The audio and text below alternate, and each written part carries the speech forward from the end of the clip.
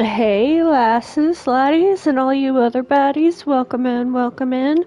We are going to be doing some grinding, What could the children be up to? Never mind. Let them do some as they story please. quests that we haven't completed prior. Let me turn this volume down, because it is, oof, loud.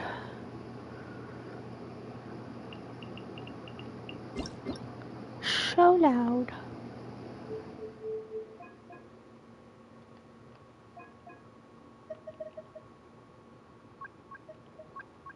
Paimon coming in! Paimon coming in! Is this level okay? Can you hear Paimon? Paimon coming in! Paimon coming in! Is this level okay? Can you hear Paimon?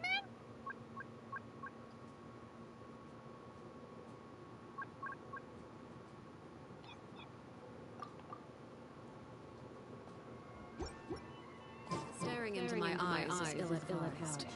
I can't promise you like what you see. Still a little loud, but not as bad.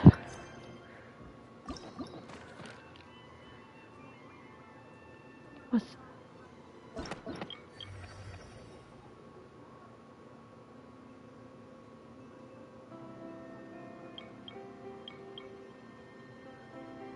Huh.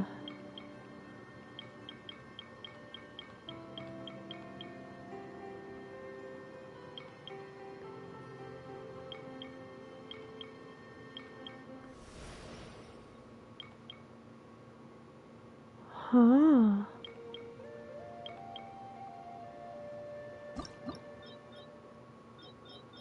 Oh, it doesn't, like, give you the cutscenes. I've never seen this. Sorry, you guys. It doesn't give you the cutscenes or anything. It just tells you what happened. Okay. Sorry, you guys.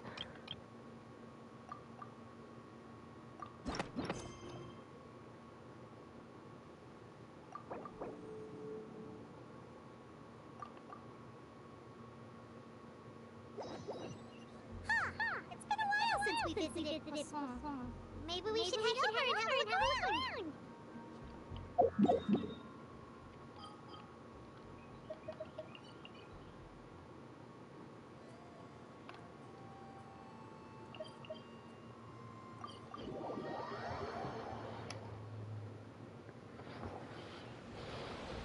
Hey, Traveler. Paimon.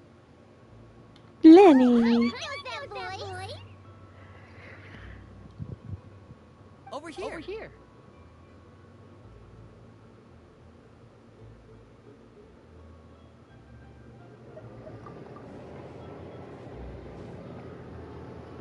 It has been a hot minute since I've seen him. The more popular turns of phrase at the moment. This appears to be quite the faded reunion. Running into you two out of the blue like this has really made my day. I certainly wasn't expecting it. You can say that again. What brings you to Primo? Wait, Paimon's got it. You must be here for your magic shows, right? Actually, we run into a bit of trouble on the home front. So Father arranged for us to stay in Poisson for the time being. Oh, are Linnea and Primo here too? Yep, along with most of the other members of the House of the Hearth. You may have noticed Poisson seems a bit more crowded than usual. So you're saying nearly the entire organization is moved to Poisson? Sounds like you've run into way more than just a bit of trouble. What's really going on? Well... Since the two of you are so curious, perhaps Hey, I can girl. fill in the gaps. You scared Paimon to death. Father, you're here. You know, on second thought, maybe we don't need to know. It's all probably super confidential House of the Heart stuff, right? We totally weren't trying to or anything. No need to be nervous. I could sense your genuine concern from your conversation just now.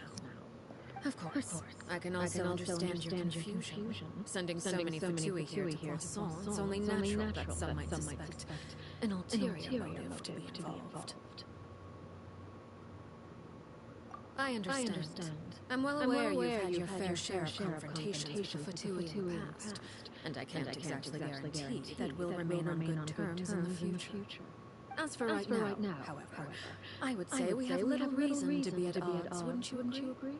The House of the Hearth could stand to be more open with those who have worked so closely with us in the past. As for the issue at hand, well, it hardly relates to any ulterior motive. To be frank, it all stems from certain rumors circulating around the House of the Hearth. It's an internal matter. What sort of rumor? A rumor that a certain phantom child is hiding away in the House of the Hearth. We love ghost stories. A phantom child? Who, just hearing the name is giving pile on the creeps. A spirit that should have long ceased to exist is lurking in the shadows of the House of the Hearth. So I decided to bring the children to Poisson before continuing to investigate the situation. I expect I should be able to track down the spirit fairly quickly. After that, it's just a matter of resolving the situation. It shouldn't be much trouble at all. If you're curious, or if you still have concerns, it might be advisable to stick around for a few days.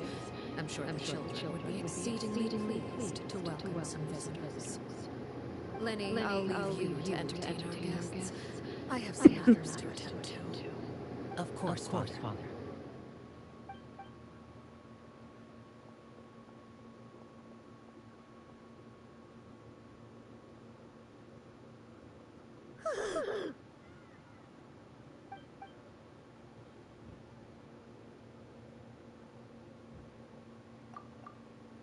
We're not normally very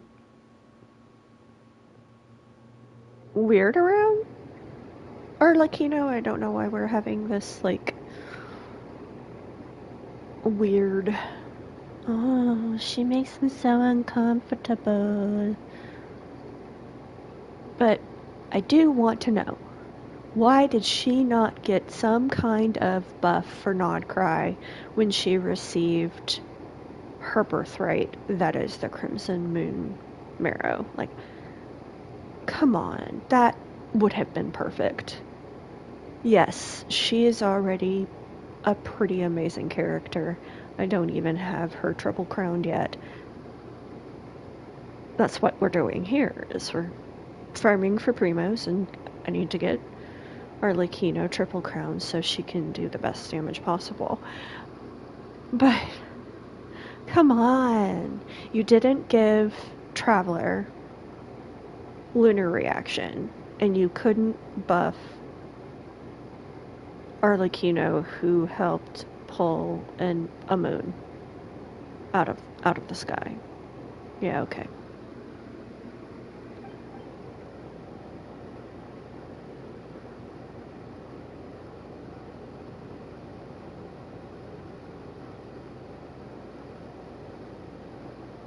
Who knows?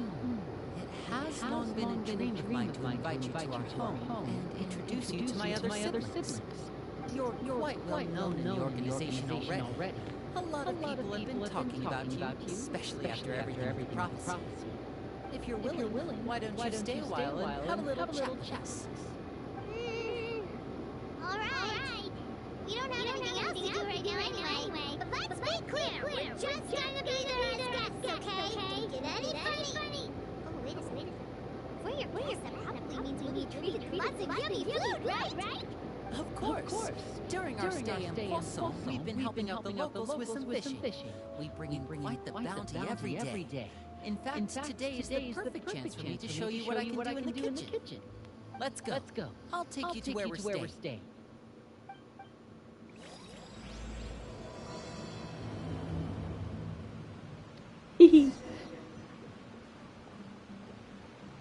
Be a house guest. That sounds strange.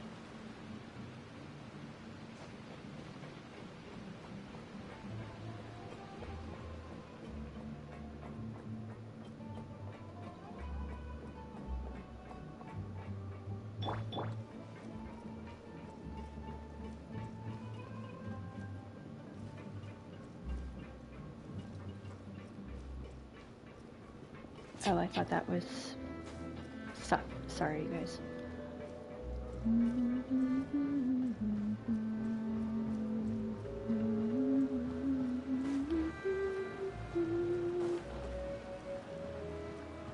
I feel like this is not where I'm supposed to be.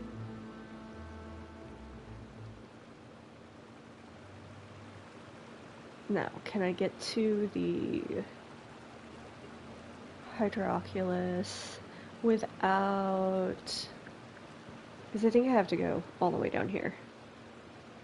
I might be able to get the Hydroculus without triggering the next part of the scene.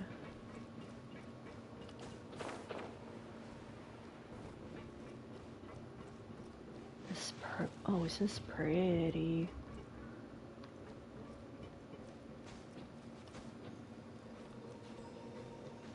I'm coming for you, Hydroculus.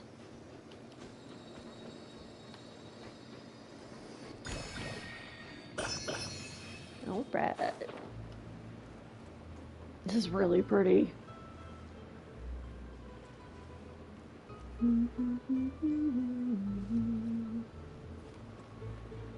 Ooh. We rented this house from one of the locals to use as a temporary base. I'll come back later and tidy up a bit. After that, it should be all ready for you to stay in tonight. Awesome! Thanks! So, where are we off to now?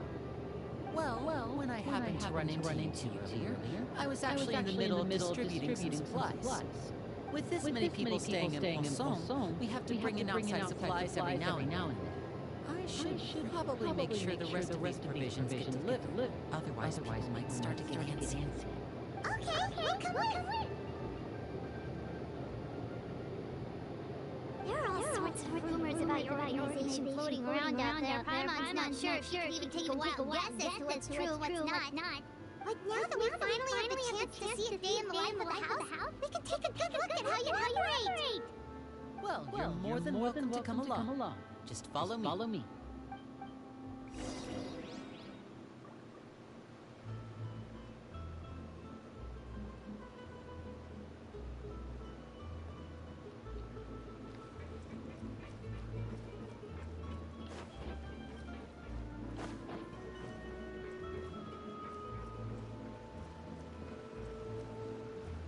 Is it up or down? Okay.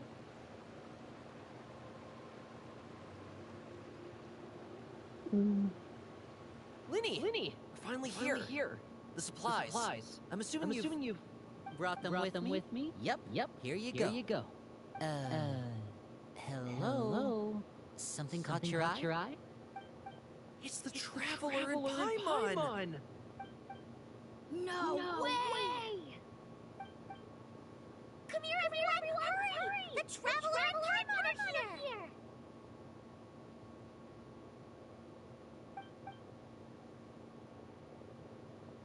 One at a time, please. Don't crowd around them all at once. We don't want to scare off our guests now, do we?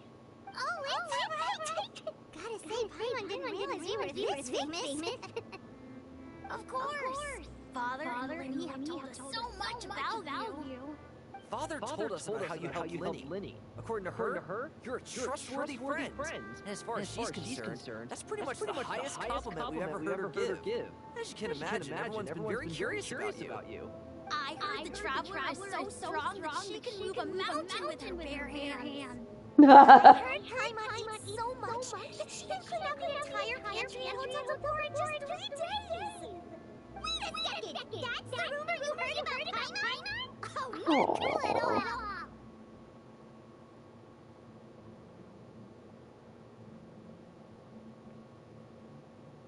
Oh, wait! When guests visit, you're supposed to give them gifts and stuff, right? No. Oh, we don't need something like that. Besides, we don't have anything to give to you! Come on, we insist! I can give you some of my new potions. Just pick your poison. And by that, I mean medicine or actual poison. I've got both. Huh? Or maybe Shaplo can teach you guys about the stone. He's super good at it. He's never been caught. That's not a bad idea. I know you usually sort of put head on, but it never hurts to expand your bag of tricks, right? When it comes to eliminating your enemies, staying quiet can go a long way. Trust me, I would know. I was poisoned not too long ago, and I'm still dealing with the after effects. So I'm not quite as good as I was before, but I can still give you some pointers. Wait. When you said give, I think you meant poison and stuff tactics. But those are the best things we can give you. You don't like them? Ooh, how about this? Tell me the name of someone really annoys you, and we'll teach him a lesson for you. Oh no. All right, Fold, Selwar. I think that's enough suggestions for now. When it comes to being a good host, it's the thought that counts. You don't need a physical gift to make our guests happy. In fact, pestering them with suggestion after suggestion might make them more annoyed than anything. I would say your enthusiasm has certainly gotten across. Really?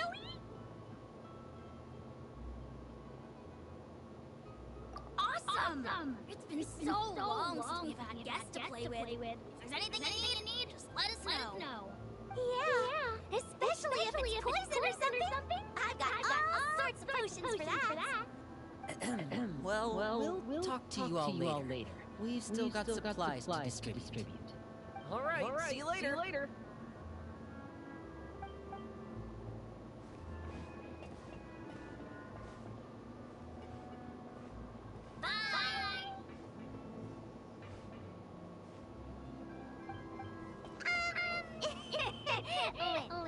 About poison and stuff tactics just now. Scared you did it?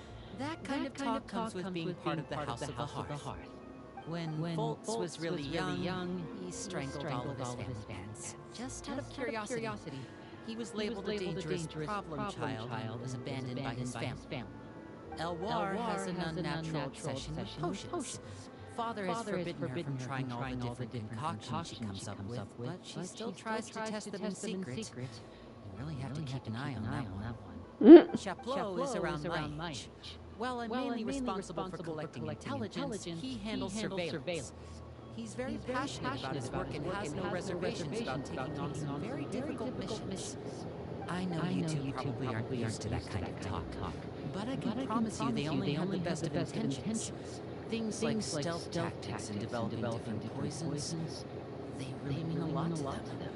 They were just trying to share the best of what they could offer. That's all.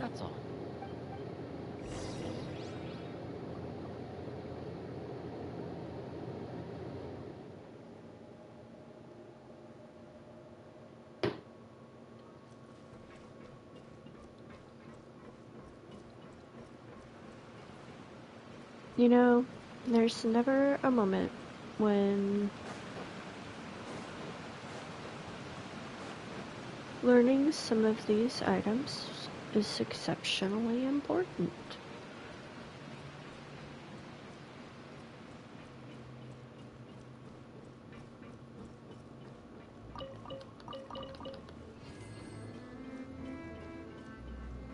I feel rich.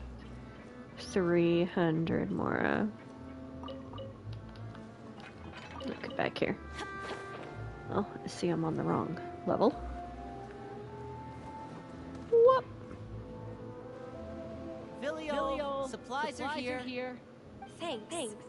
And who are these two? Outsiders? Allow me to introduce you. This is the Traveler and Paimon. Oh, you're the famous duo I've been hearing so much about. It's nice to meet you. I heard you've traveled to all sorts of places. Is that true? Of course! We're making our way all across Kadak. Oh, good for you. You must be pretty familiar with Fontaine by now, then. Have you seen the new opera that started running recently? I think it's called The 4,000 Thieves? Oh, this is the first we've heard of it. It seems like it's going to be fantastic. From what I've been able to tell from the posters, anyway. You should definitely check it out if you have the time. Oh, and there's the blind maiden, too. That one is supposed to have audience interaction. Seems pretty interesting. After this mission is over, I think I'll go get a manicure. Yeah, girl. Maybe I should dye my hair. Wonder how much it cost. Is it just Paimon, or do these two seem much easier to get along with than the others? Looks like the house of some normal members after all. I heard that. Rude. Oops. I'm guessing you're referring to Foltz and the others. Yeah, we're definitely not like them. I bet those crazies are practically foaming at the mouth right now. I'm sure they just can't wait to get back to Snezh and carry out the plan. That's enough, Filial. Don't talk about family members behind their back, right? Whatever. Let's go. Guess this is goodbye then. If you ever have some time, we should go see the opera together. I hope he dyes his hair purple.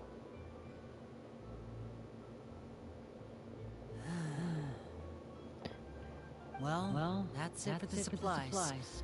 We should probably head back as well. Why is he sad? Well, they didn't seem too happy with each other. Seems like there could be something more going on here. You're right. We're only here as guests after all. Linnea's getting super far ahead. Come on, let's catch up.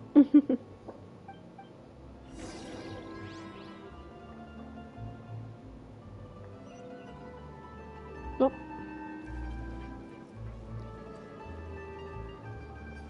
I see sparkles. Hold on, you guys.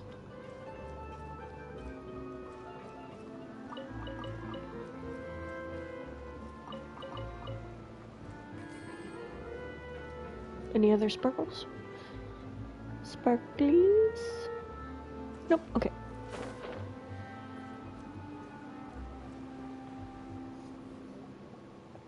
So, what do you think of the members you've met so far? Well, Father is always encouraging us to be strong-willed and independent. So if there's one thing we've got, it's people who aren't afraid to speak their mind. Well, I should probably get cooking. Wanna join? Of course! Then let's head out.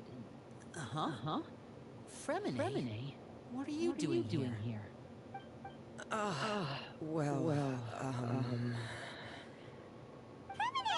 to see you again! No, is he okay? You too. I heard you're here as guests of House of the Hearth. Welcome. We were just going to make some food. Why don't you come along? I could use some help in the kitchen, and I seem to remember you mentioning you wanted to make seafood soup for the traveler in Paimon. Seafood soup? Ooh, I'm drooling already. Were you looking for something just now, Fremine? Maybe I can help. It's nothing. I just wanted to see if there were any extra supplies. Yeah, we've got some left over. What do you need? Some food and water. And some clean cloth, if possible. No problem. Give me a second here. Food, water. Wait a minute. What do you need all of those for? You're not on any missions as far as I'm aware. And you were just going to come meet with us. So what's this all about? I thought I'd grab an extra portion because I get hungry at night. Could be because I'm growing, you know? And... Fremine. You remember what I told you? You're not like me. Your lying skills still need some work. Tell me what's going on. Is it really bad enough that you have to keep it from your own brother? Maybe it'll be better if we gave them some space. Aww.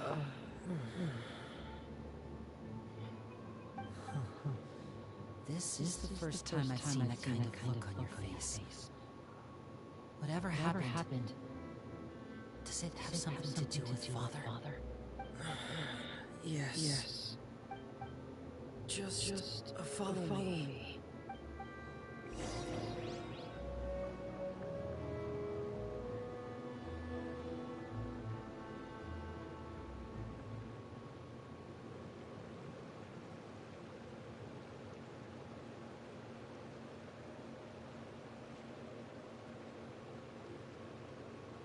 Benny's Adventure Team, assemble!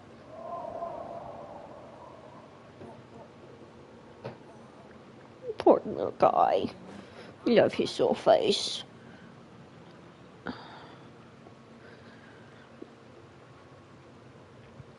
We're gonna go grab some food. Be right back. Ow! Where did that come from?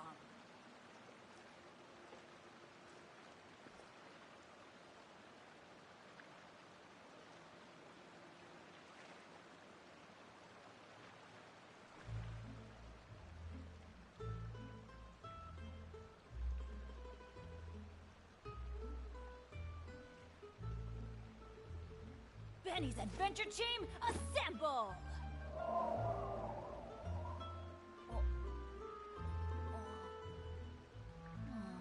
Or not.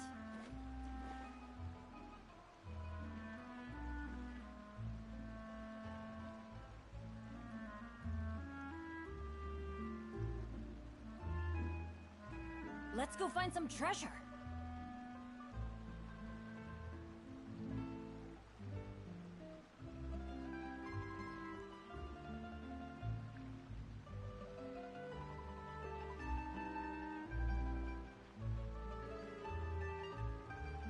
Ow! Where did that come from?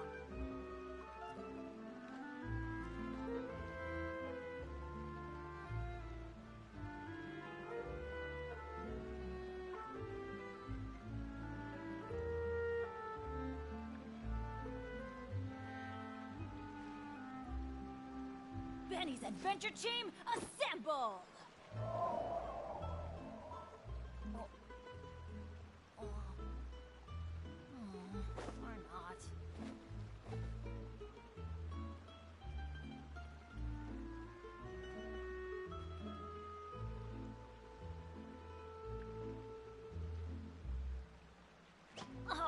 Ow! Where did that come from?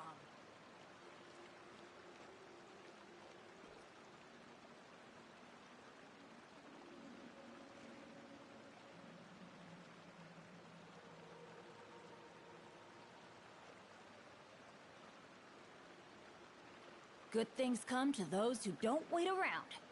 That's what they say anyway. Knowing my luck, the opposite is probably true for me.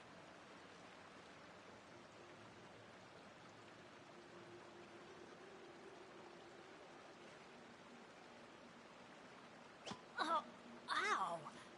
Where did that come from?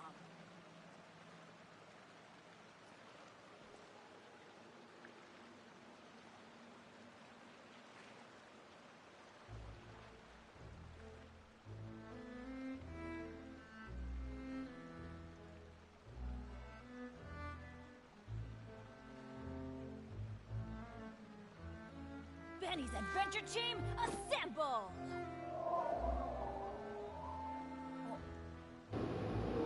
Alright, sorry about that, you guys. Let's go chat with my name. Boop.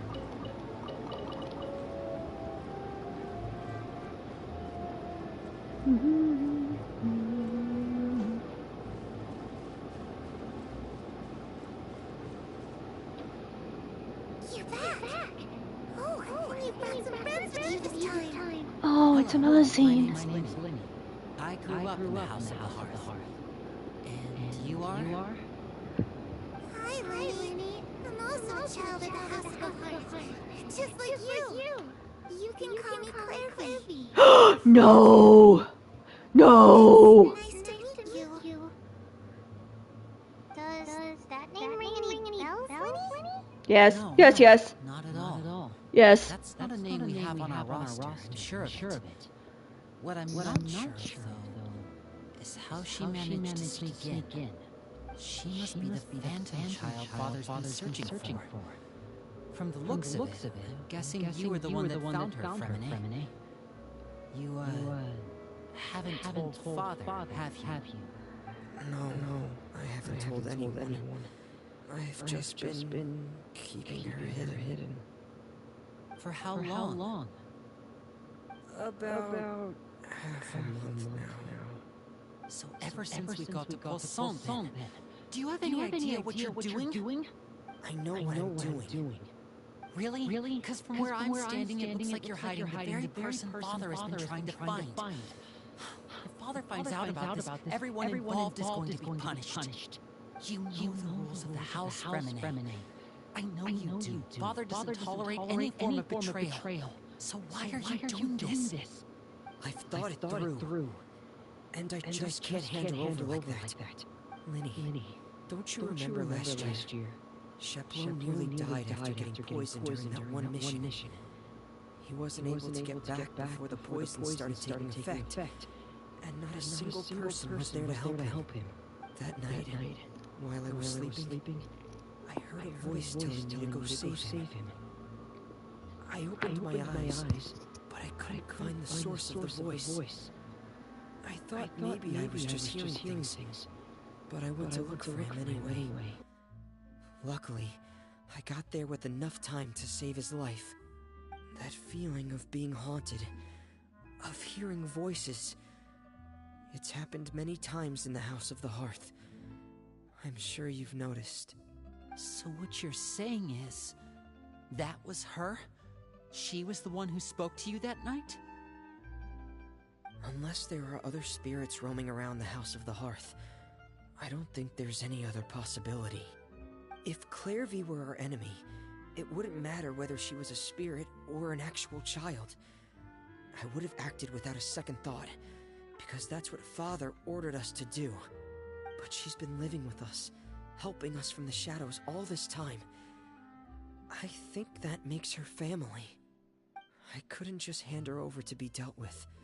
Not when there's so much we still don't know. So what's your plan then? You can't keep her here forever. Someone is bound to find out eventually. I haven't thought that far yet. I don't want to disobey an order from Father, but I also don't want to put Clairvy in danger. Come with me. There are a couple things I'd like to say to you in private.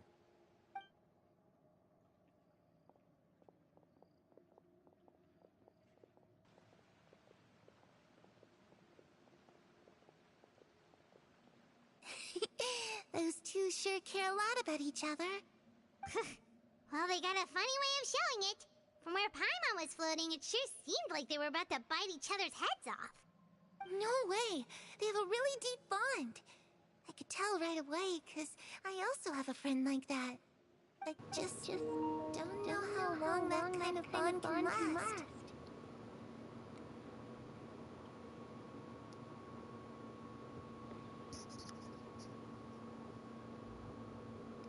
I didn't expect it to get this dark, you guys. Alright, I know who this is. And I'm probably gonna cry a little bit. A lot of it.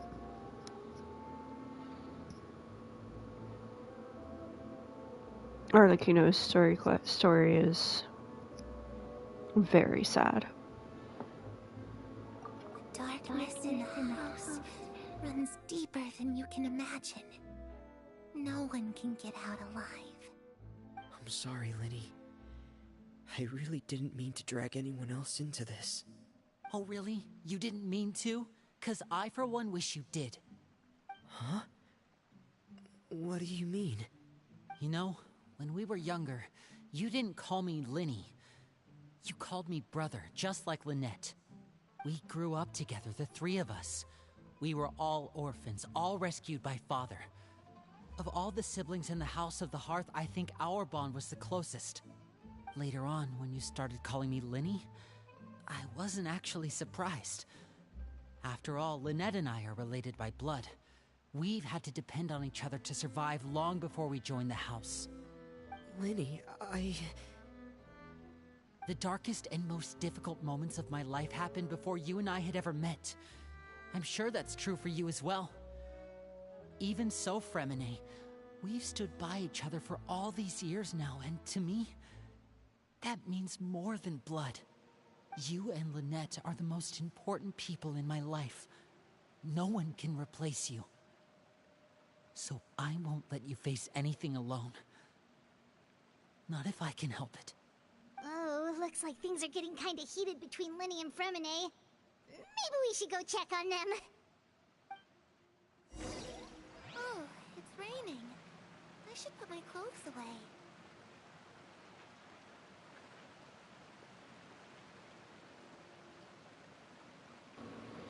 Let's go find some treasure. Looks like she's not here either. Pairware. Oh, Clarby went poof. Oh, Clarby came back.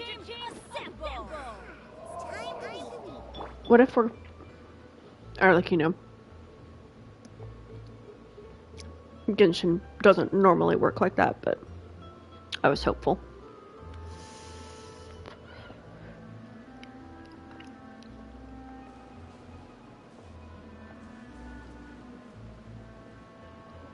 Lasagna. Hey, you two! Hope we aren't interrupting anything.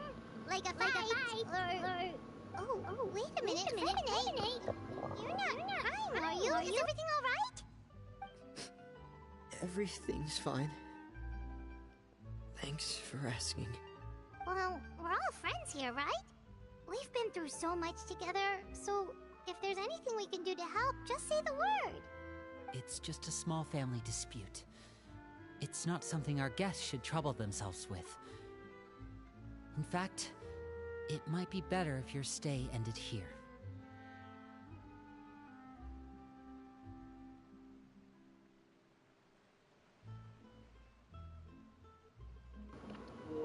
That hurts my feelings, Lenny. Like, deeply. What are you getting at, Traveler? When guests are around, families are often on their best behavior.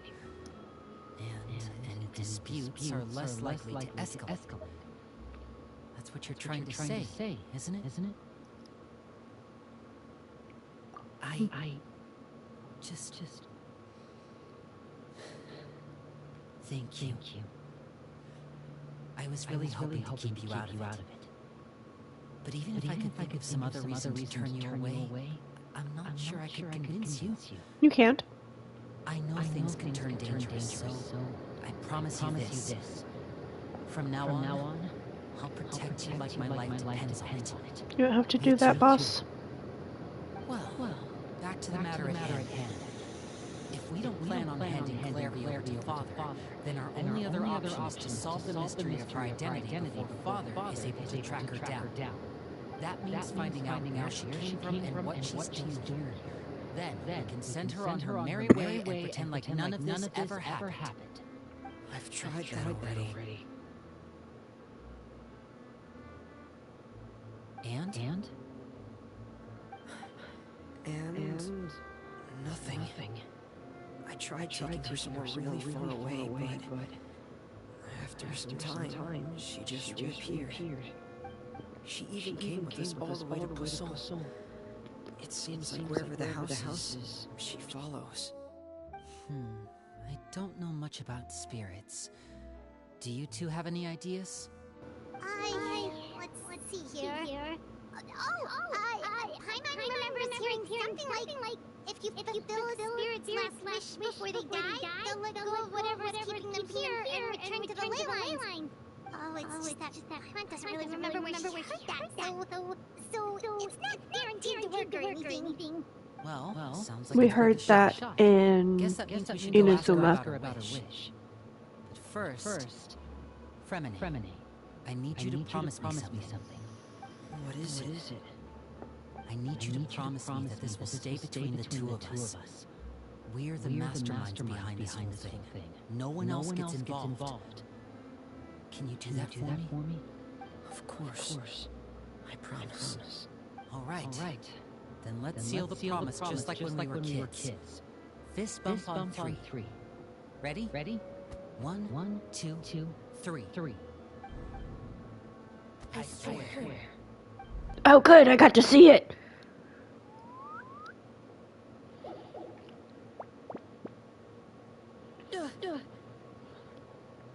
Whoa! Lynette! She's everywhere. Come on, you guys, really? My dinner has crunch. I'm trying not to crunch in your ears, you guys. But what a surprise! What brings you here, dear sister? Look at her face. I love her so much. And when exactly did you get here? I love doing her nail look. She go get him.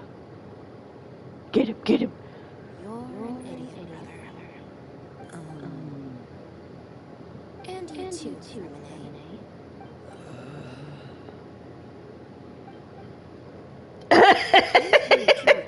And you four, Wait, what do we do? I've seen Claire be around the house with the heart before. I hadn't seen her in Busan, so I figured she must not have come with us. But it turns out you were just hiding her. I heard you talking about your plan. Rather than steering clear of the situation, I'd rather fully join in.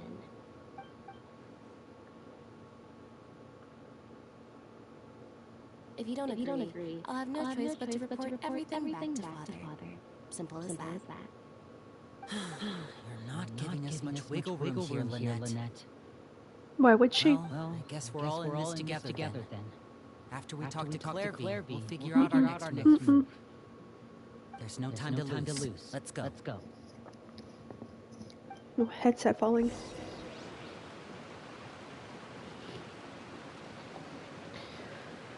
Oh, I hope if it doesn't explain it for you guys, I will.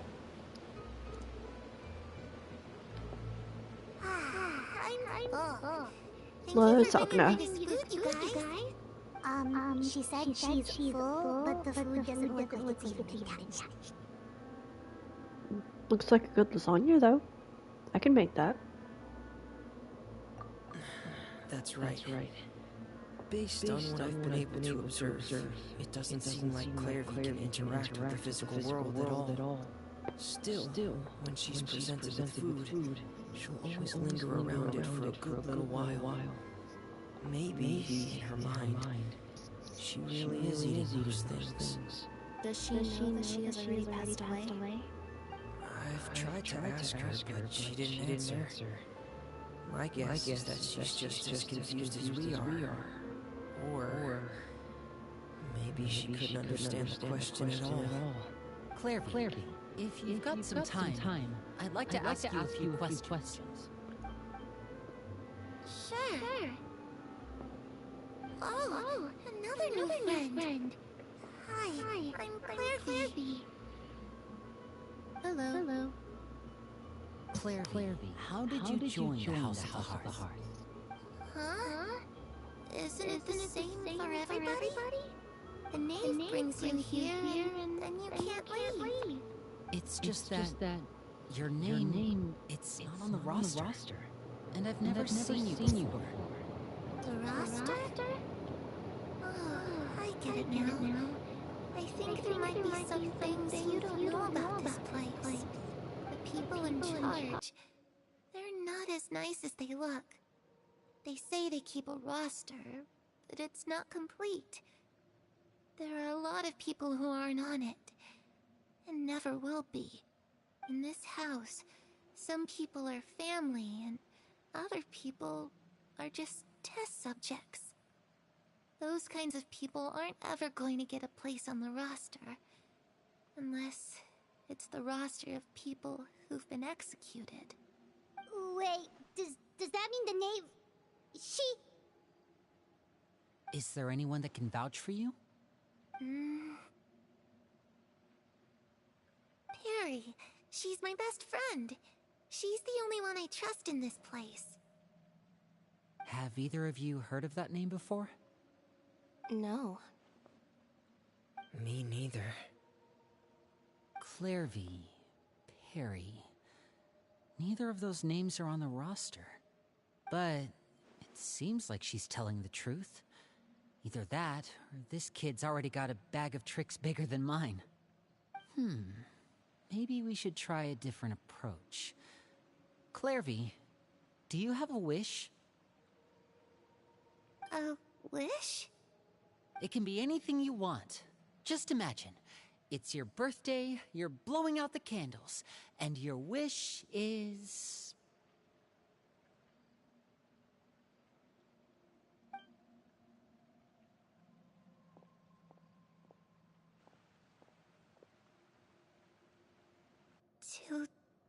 To go outside, where the sun can find me. That's it? Well, that sounds easy enough. The darkness in the house runs deeper than you can imagine. No one can get out alive.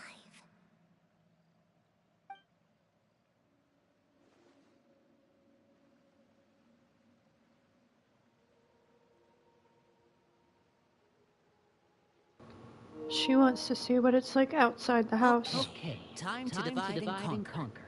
Listen up. I've got a plan. I'll try and find a way to use basic illusory magic to take Clairvy outside and bring her somewhere with sunlight. Lynette, try and find the list of executions that Clairvy was talking about, and see if her name is on it. Fremine, you stay in Poisson. We can't be the only ones who've had run-ins with Clairvy. I need you to collect intel on everything she's said and done. Understood. I'll try my best.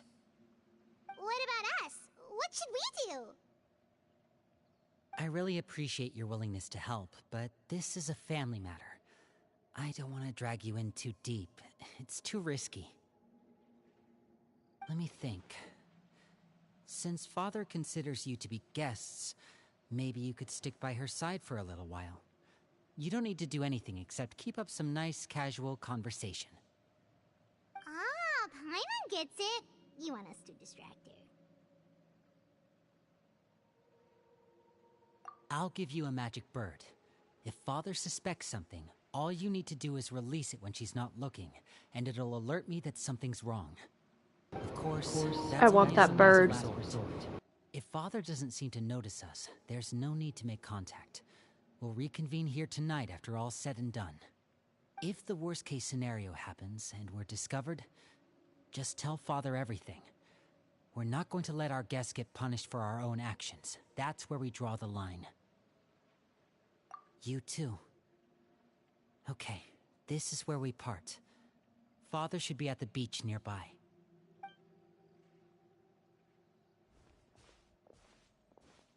I really hope this goes well. No, it has to go well. That's the only way this can get resolved.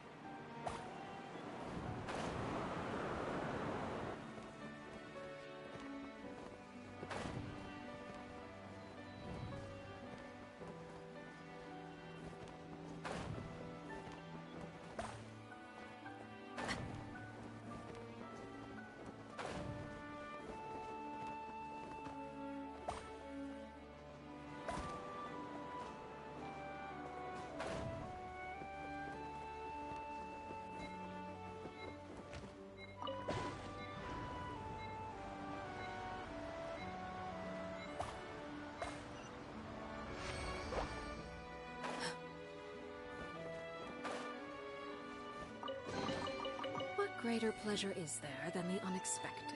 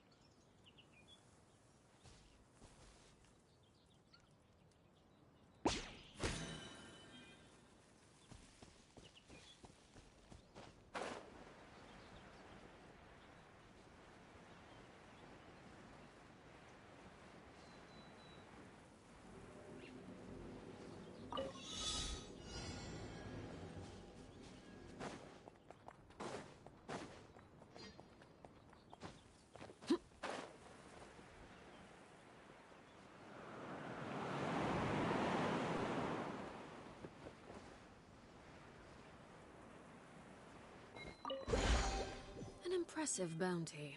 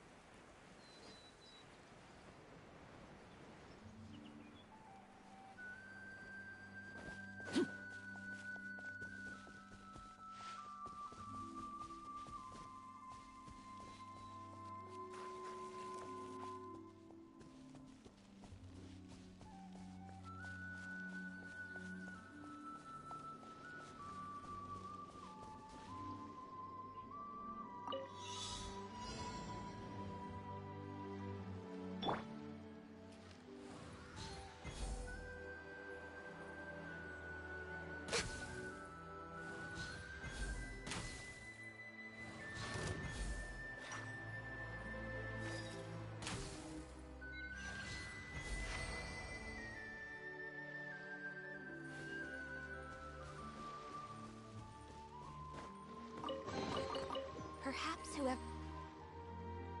It's the knave! And... child! Hey! Aren't you supposed to be in Snezhnaya recuperating? What are you still doing in Fontaine? Oh, it's you two. I didn't expect to run into you here. I was unconscious for quite a while after the fight in the Primordial Sea. After I woke up, I realized I was being taken back to Snezhnaya. And well, I couldn't have that now, could I? Not when I've still got unfinished business here in Fontaine. So, I mustered up all my strength and made the journey back on my own. What sort of unfinished business are we talking here? It has to do with Skirk, my master. I really wanted to meet up with her, but by the time I got back, she had already left. I still have so many questions for her. Without any other leads, all I could do was ask the knave to help me track her down. She must have left behind some traces from her time in Fontaine. Oh, okay, so have you found any clues? Unfortunately, no. While the House of the Hearth is adept at collecting all manner of intelligence, certain existences can still manage to escape our purview. Basically, unless Master feels there's a need to meet with me, she's not going to be found. But that problem has an easy fix. I just need to become stronger, and then... Paimon thinks you should focus on getting better first. The worst of it is over. It's all thanks to that one kid from the House of the Hearth. Elwar, I think her name was. She gave me a bunch of random potions to drink. They didn't go down easy, let me tell you. Pain and chills all over. But they really did help speed up my recovery. And that's good, because it looks like I really do have to head back this time. The old man's been putting the pressure on me. He sent someone to tell me I'm needed for some sort of project. Project Stuja? Yeah, that's the one. I heard the Raiders involved too. I'm not looking forward to having to listen to all his monologue, that's for sure. Hey, maybe you could think of a way for me to stay in Fontaine for a little longer. Helping Linnea and the others brush up on their fighting skills would be far more interesting. If you and I could spar, that would be even better. I've been waiting for a chance to see you go all out. And what a sweet little daydream that is. But I also have a role to play in all this. I'll be leaving Fontaine shortly as well. She's part of Project Considering Stooja. how little they see fit to step outside the homeland, being called on to return to Snezhnaya by such illustrious dignitaries. What a great honor. Wouldn't you agree? One I could do without, I'd say. Is it just Primo? Or does it kind of seem like they're...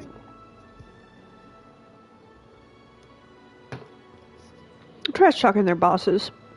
So, dear guests of the House of the Hearth, to what do I owe the visit? Well, we just... Paimon. Right. We're super close to Linnea and the others, but we still don't know much about you. Is that so? Introductions have already been made, have they not? Well, you see, there's only so much you can learn about someone from a short introduction. At least tell us something a little extra, like, why do you call yourself father? Huh, good question. I'd also like to know. The fact that you have to ask tells me our intelligence work has been quite successful. Telling you the answer to that question would only serve to undermine that success. And we can't have that, now can we? Spoken like a true diplomat. That was some expert sidestepping right there. Well, if there's nothing else, I think I'll take my leave. I still have a small matter to resolve at home. Wait, don't go!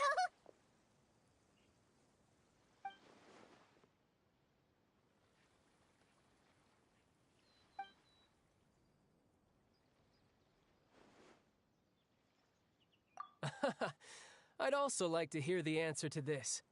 I've met some of the members of your organization, and they all seemed like really good kids. They actually reminded me of Tonya and Tusser. Which, by the way, if you ever betray them, I'm just letting you know, I won't let you off easy. And why would I betray them? Well, you've already betrayed the House of the Hearth once, haven't you? At least, that's what I heard.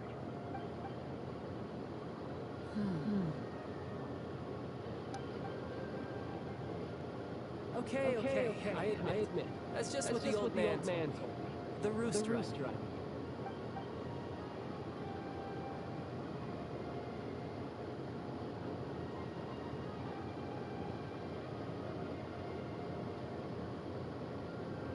Oh, they really have to get to it. Wait. Did you really do something bad to those kids? Never mind what I've done. I'm more curious as to what the mighty rooster had to say. Care to enlighten me? Hiccups. Well, nothing much. Just some stuff about you taking out many other members of the House of the Hearth, and even going so far to attack your own family. I see. Based on your reaction, I'm guessing it's all a bunch of lies. Hardly. I don't appreciate his particular turn to phrase, but I suppose he didn't say anything untrue. Although it would be more accurate to say that there is a certain level of prejudice involved. But I don't intend to clear that up just yet. Prejudice has a funny way of concealing the real truth behind certain things, an attribute that I find to be quite advantageous. Call yourself a Fontainian, for example, and people will assume all sorts of things, when the real truth is that this is simply the land where I was raised. Huh? You're not actually from Fontaine? But then why did you try to help out with the prophecy and everything? I was trying to protect the children born in Fontaine. Claiming that I myself was a Fontainian simply made it easier to operate. People would hardly suspect a fellow Fontainian of having any ulterior motives. Who wouldn't want to save their homeland after all? The primordial sea wouldn't have any effect on me, but it would have caused great harm to the House of the Hearth. Well, you wanted extra information, didn't you? There you go. I hope that satisfied your curiosity.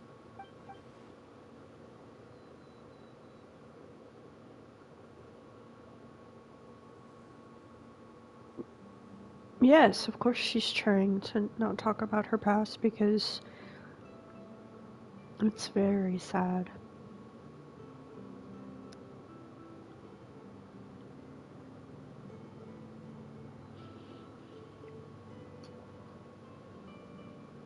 So, you stayed in Fontaine for the kids. I guess I was wrong to believe you betrayed them.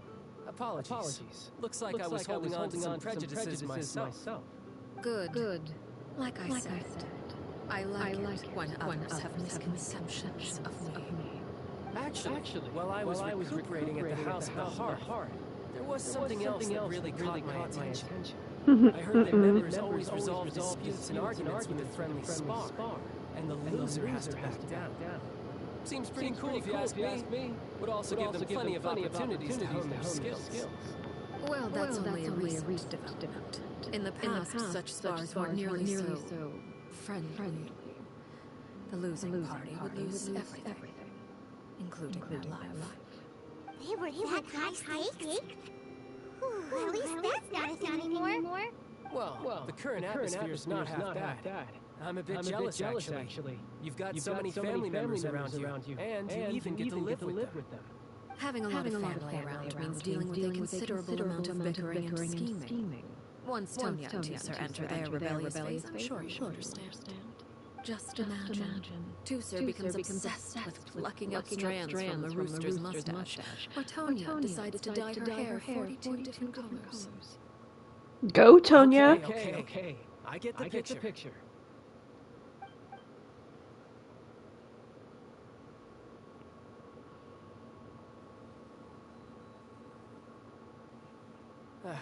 Well, would you look at the time? I should probably get going. Traveler, Paimon? I'm not sure where our paths will cross next. The next time we run into each other, we should definitely try and find some time to spar. Again, maybe this is a conversation we can have when you look less like you're gonna kill over. All right. Well, thanks for everything, Arlecchino. No thanks necessary. You also played a part in obtaining Gnosis. I would say we can call ourselves even. I like the sound of that. Well, I'm off. See you all some other time. We should probably get going too. Do you want to head back with us? Oh. You want me to leave so soon? Let's see.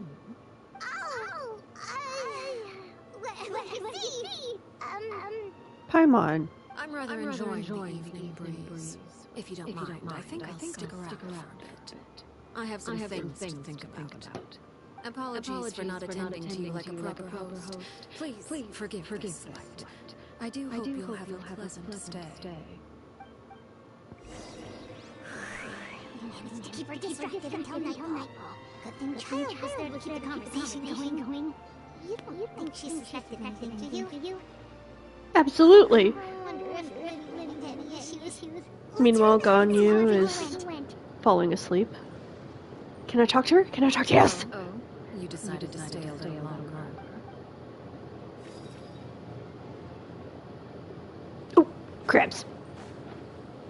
Crab. Any more? No. It's not supposed to do that, I thought. Alright, back to Poisson.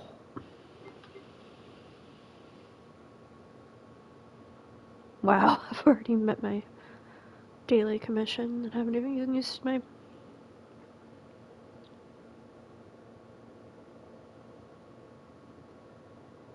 I might... Well, we'll see. I want to see how many primos we get from this. Because I'll continue to, explore everything else while we go. And make sure I grab the things that I notice.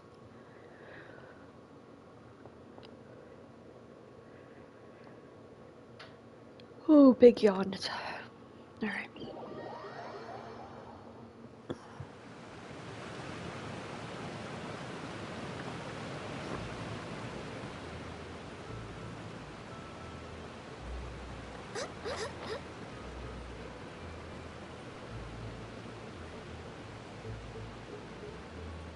Giant fish.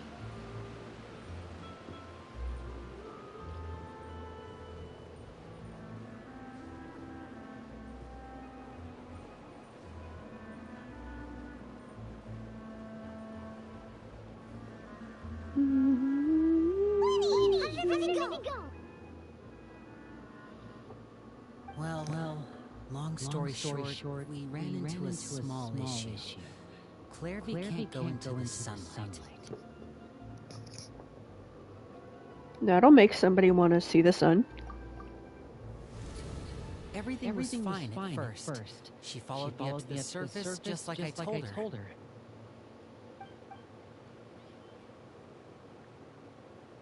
But as I let her out of the shadows and into the sunlight, she vanished.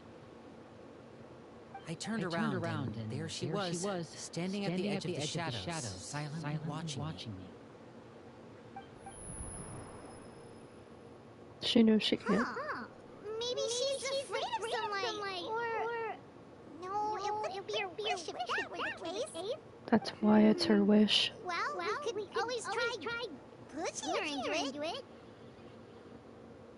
Oh, true.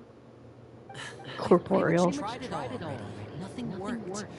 Eventually the sun went down, so all I could do was bring her back here. Mm-hmm. How did it go with you, Linnea? Good. I've got the list. It's right here. Really? Well, what are we waiting for? Let's take a look.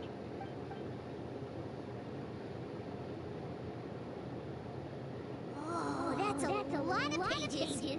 Oh, it's gonna take forever to get through it all. We can each take a section. Here. La Pouillade, Langlois, Chambert, Aurore. Hmm?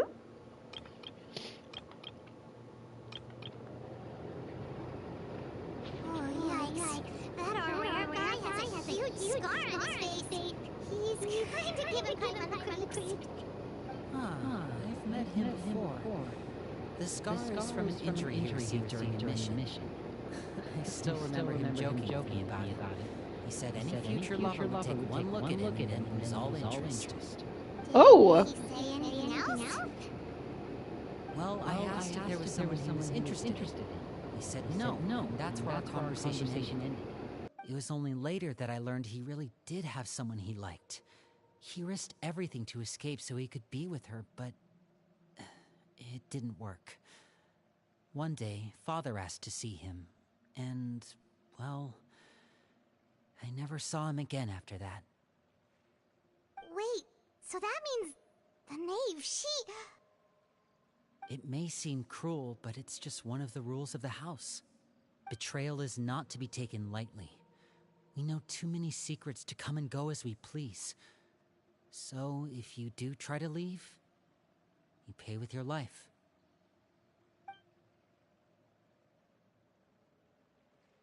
Her name's not here, huh? Well, that's not too surprising. It doesn't seem like this list is complete. It only contains records dating back around 5 years. Let's shift our attention then. Fremine, were you able to find anything out? Fremine. Sorry. I was thinking about something. I managed to talk to quite a few people, but I couldn't help but notice that the atmosphere in the house was a little... strange. Strange? Yeah. I mean, I know there have been arguments in the past. Times when people haven't gotten along. Chapeau and Filio are a good example of that. Oh, those are two of the people that we met while delivering the I can see how they get along. They had very different vibes, and their, interests seem to be pretty different as well. That's to be expected, actually. Father brought us all here, shared her knowledge with us, taught us how to fight. That's one thing we all share. But that's also where the similarities end. Not all of us feel the same desire to stay here. As members of the House of the Hearth, we're also considered part of the Fatui. And to a lot of people, that's an identity they never asked for. Certain members get older and realize they want something else for themselves. But considering the rules of the House, most people would never say that out loud. People like Sheplo and Foltz are loyal to Father and her vision. They're proud to be part of the Fatui. Filial and Toy, on the other hand, well, they aren't quite as enthusiastic. These kinds of conflicts have always been there. It's not like Father is in the dark about any of this. Well, that's true. But it just feels like things have gotten worse lately. Filial and the others, it seemed like they were meeting in secret to talk about something. I can't say for sure, but I think they've met Clairvy. You think she's been inciting them to act out? No, not exactly. But I wouldn't be surprised if she said something to them about the darkness in the house and how deep it runs. She's told me about it before. Experiments being run on children. People being used as pawns on the battlefield without so much as the strength to survive. And they just believed all that? Without any evidence? Clairvy's words probably gave them the excuse they were looking for. Whether they actually believe them to be true is secondary. This is all because of Project Stooja, isn't it? Mm-hmm. Whoa, hold on a second. What's this Project Stooja all about, huh? This is the second time it's come up now. Sorry, but I'm not sure of the details either. I only know what Father has told us, which is that it's something the Rooster and Regrader have been working on together. Apparently, it has to do with the Fatui's strategic plan for the future. Because the House of the Hearth was so successful in obtaining Gnosis, we now have the honor of playing a key role in Project Stooja. Wait, but isn't that a good thing? Key role is just another way of saying dangerous role. To us, the whole thing is an inconvenience. Father thinks so too. She's in no position to refuse. Their plan isn't exactly unreasonable. They've been funneling the house a lot of funding. It's just that we'll lose a lot of members in the process. Participating in the plan, it's an honor in name only. What they're really trying to do is subdue us. The existence of an intelligence organization outside their control makes them feel uneasy.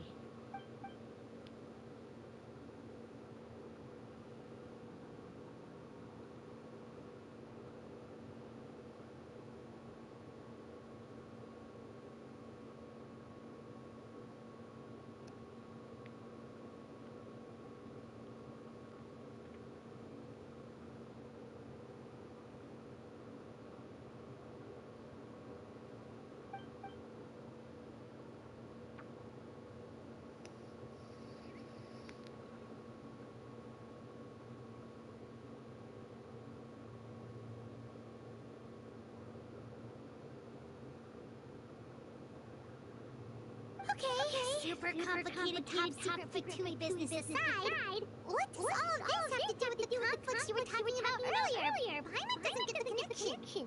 External pressure has a way of exacerbating internal strife. You can't overlook the power of fear either. People are afraid of dying. And that fear is often the impetus for a lot of stupid decisions. I thought resolving the Clairvy situation would make everything go back to normal. But it looks like things are more complicated than I thought. If we leave Filial and the others to their own devices, sooner or later, Father will be forced to take action. We can only focus on one situation at a time, brother. You're right.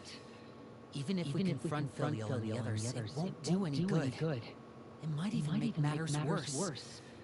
We should focus on Clairvy for now. Well, it's getting late.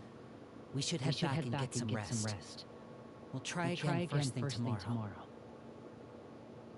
Linnea, you stick with me this time. Fremine, keep a close eye on Filial and the others. Make sure they don't do anything they'll regret. Okay, I see how it's gonna... Good work today, everyone. Have a good night, and I'll see you tomorrow.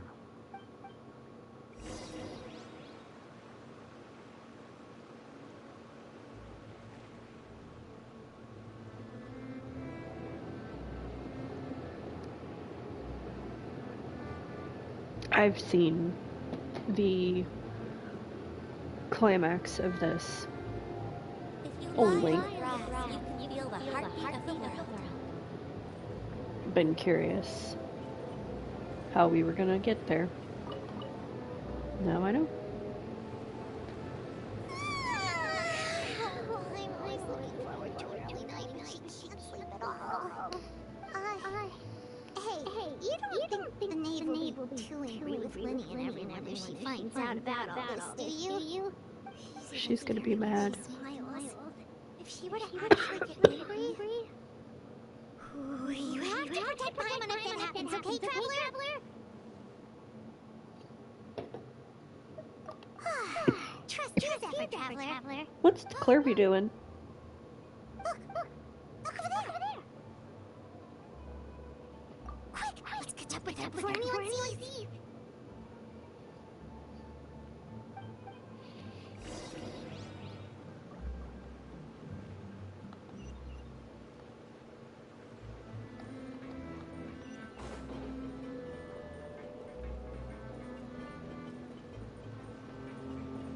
We need more cowbell.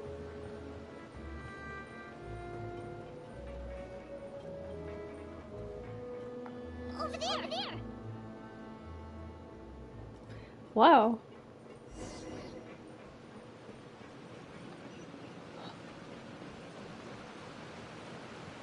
Did she teleport?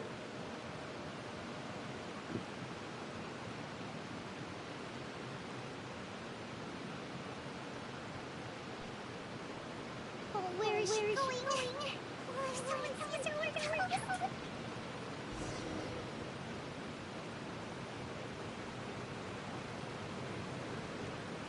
Shiny. I see shiny.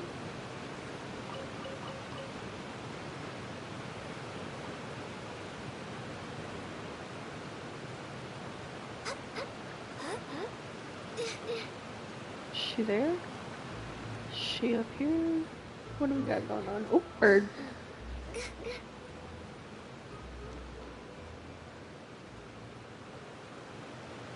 Oh, look. She stopped.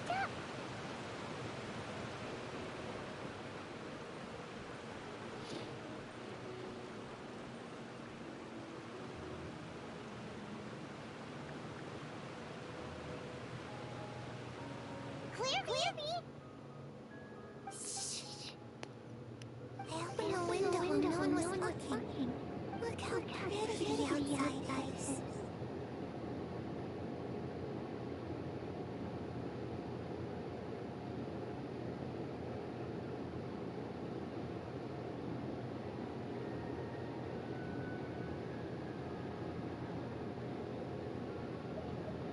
If only I could have more than this.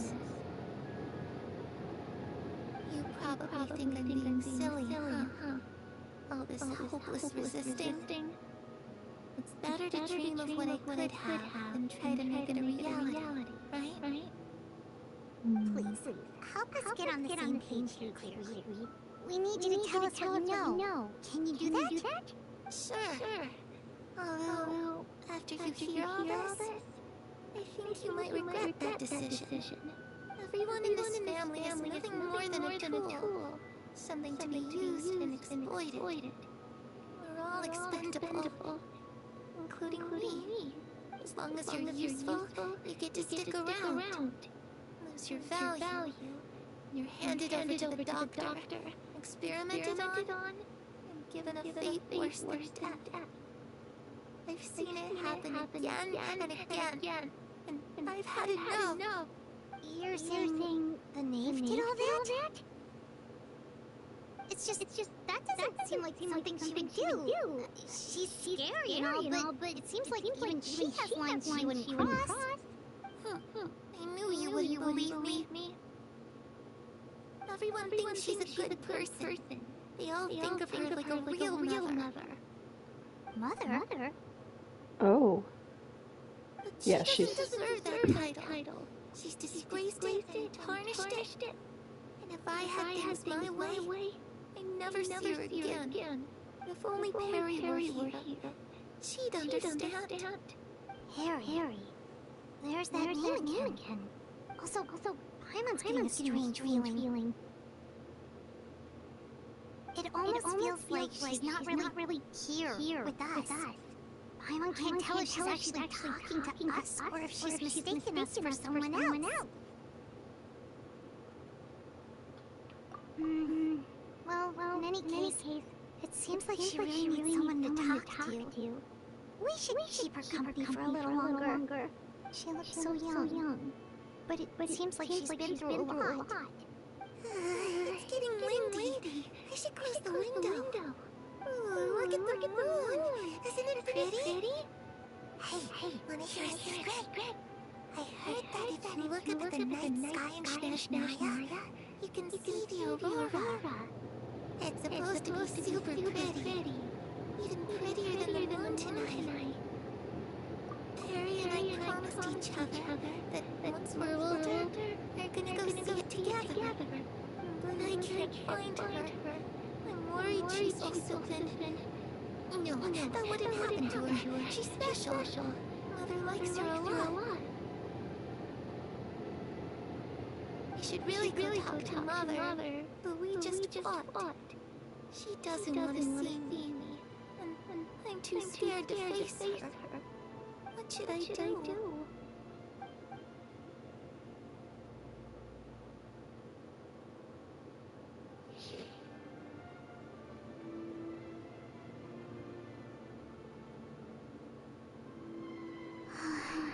Paimon really doesn't understand what's going on with her. Well, let's head back. We've got an early morning tomorrow.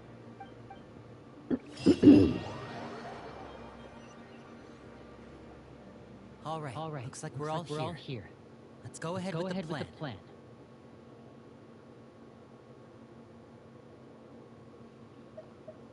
Oh? What is it?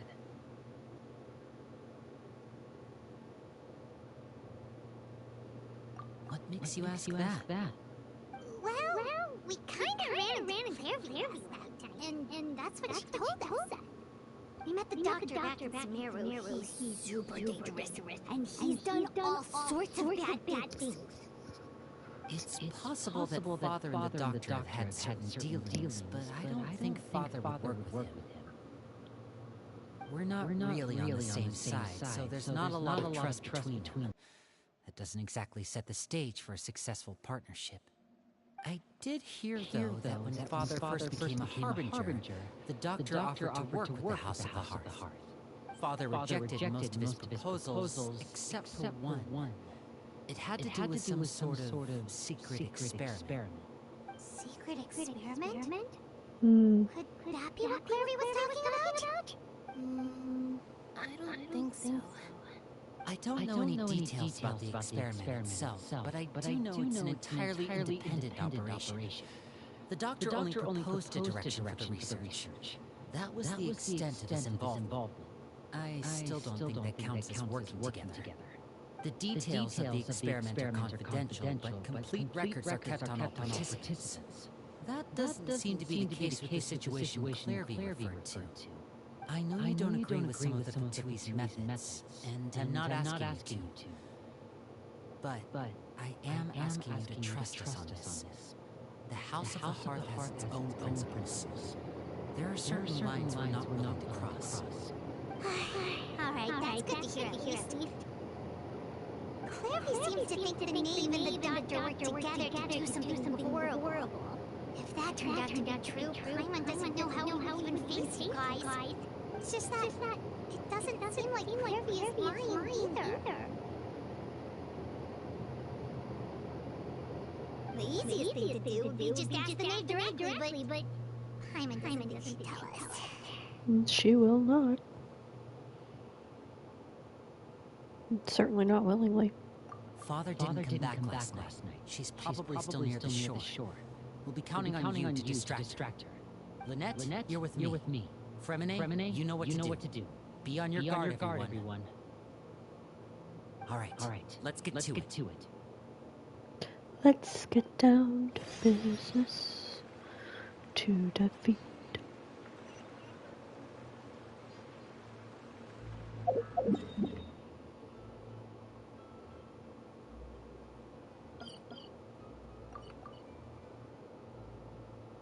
Come on. Thank you much.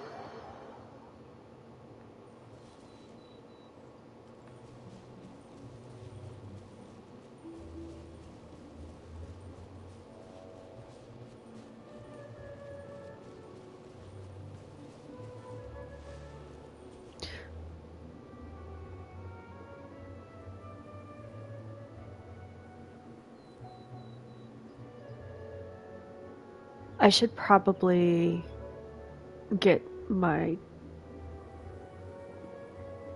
Knave team. Should we really be up this early? There is still a lot to do. What to do?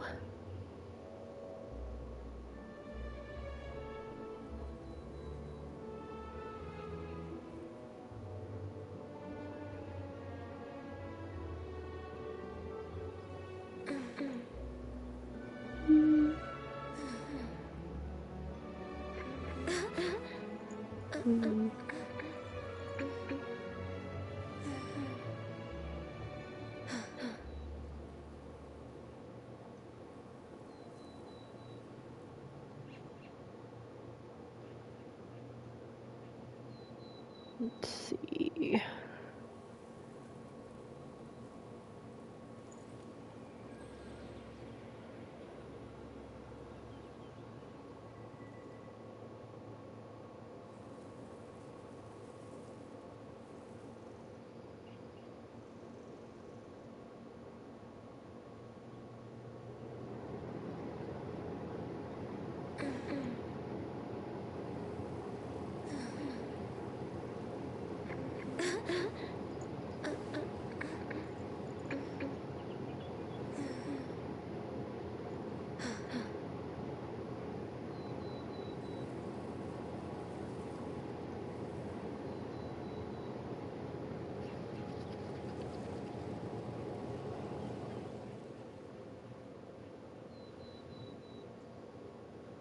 If you lie on the grass, you can feel the heartbeat of the world.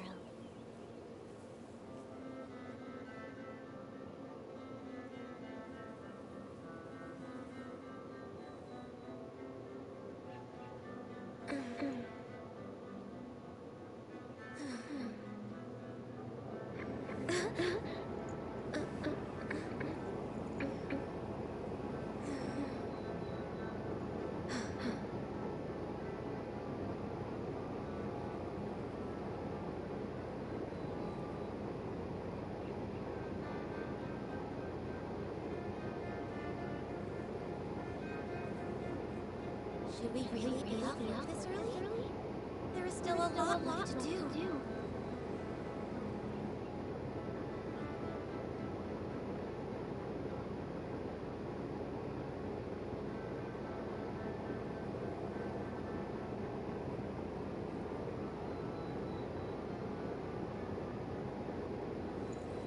Alright, we're gonna try kind of a cobbled.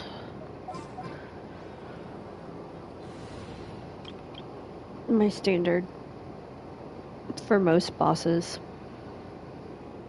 I think this will work well. Kokomi instead of Baiju, since I don't have Baiju. And I don't have Revsley or Nervalet. What would a free-to-play... doesn't give me a free-to-play.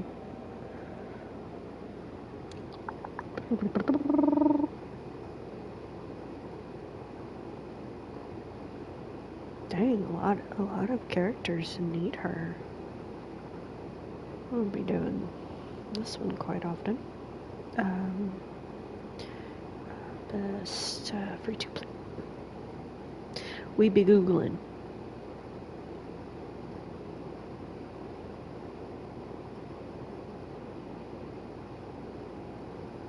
Oh.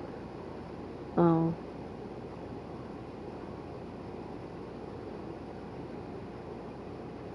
Interesting.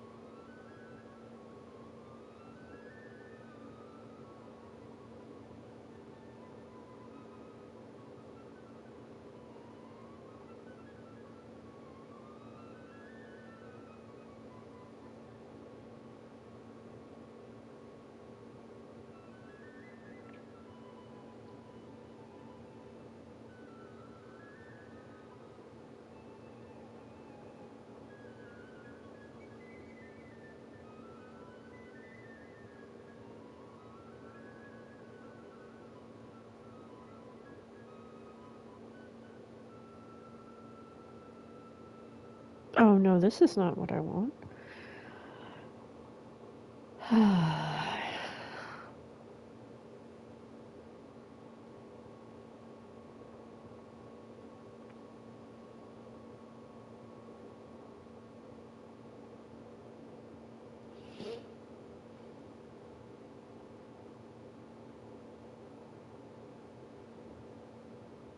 We'll see how this goes.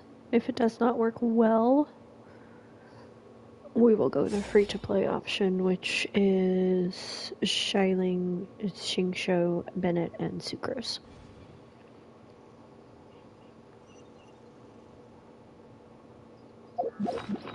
Heal everybody up.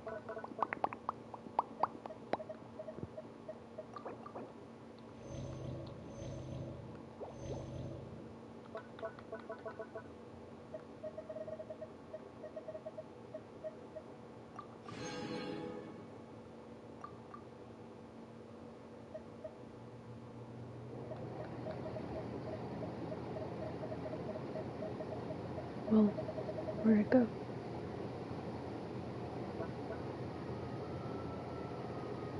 Oh, haha, it's over here.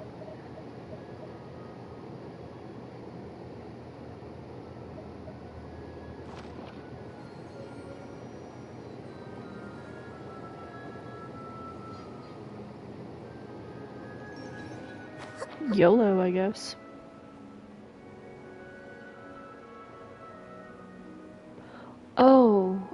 Oh, I did not realize. This is where Silver, Melus, and Navia's father are buried.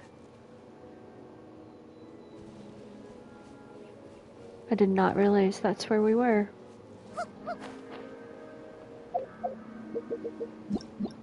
No.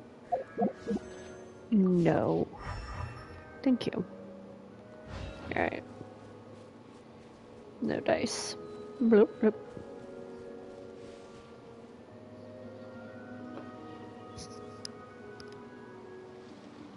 It's you two again. I must say, you look a bit pale. Did you have trouble sleeping last night? A little. Perhaps if you had less on your mind, you'd be able to absolve yourself of such troubles. So what are you planning to do now? Catch up on some sleep? Or should I give you some time to rack your brain for a topic to discuss before I ask any questions? Although I must profess to be curious. Without child here, how do you plan on distracting me? Duh. Us? Distract you? A good one. But no. We were just here for a chat. Looks like you could have used some extra time to think. No matter. If you don't have any other plans, why don't you accompany me somewhere? Don't worry. I'll be sure to steer clear of any scheming children. The ocean breeze is sure nice today.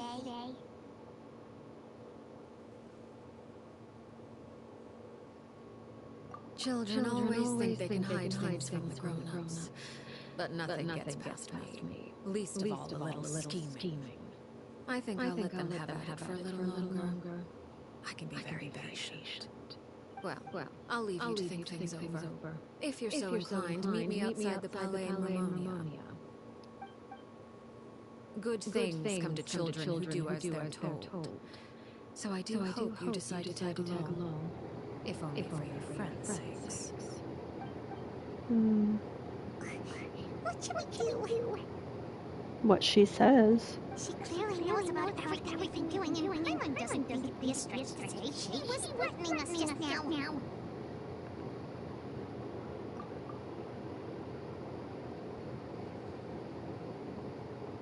Oh, good idea. Hopefully he sees it in time. Well, we should probably head to the Palais Harmonia.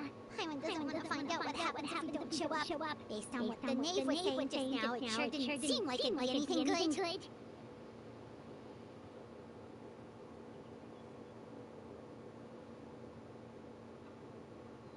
Okay, then we probably shouldn't keep her waiting. It seems like Linny and the others are on thin ice, so let's do our best to not get them in any more trouble.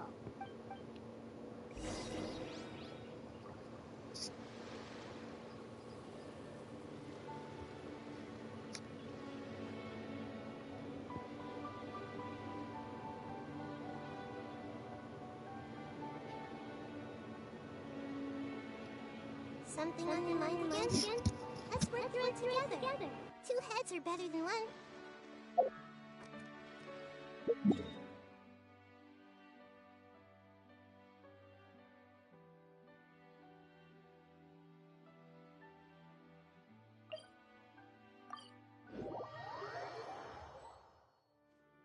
Seeing as we still have some time before my meeting, we might as well enjoy some pleasant conversation while we wait.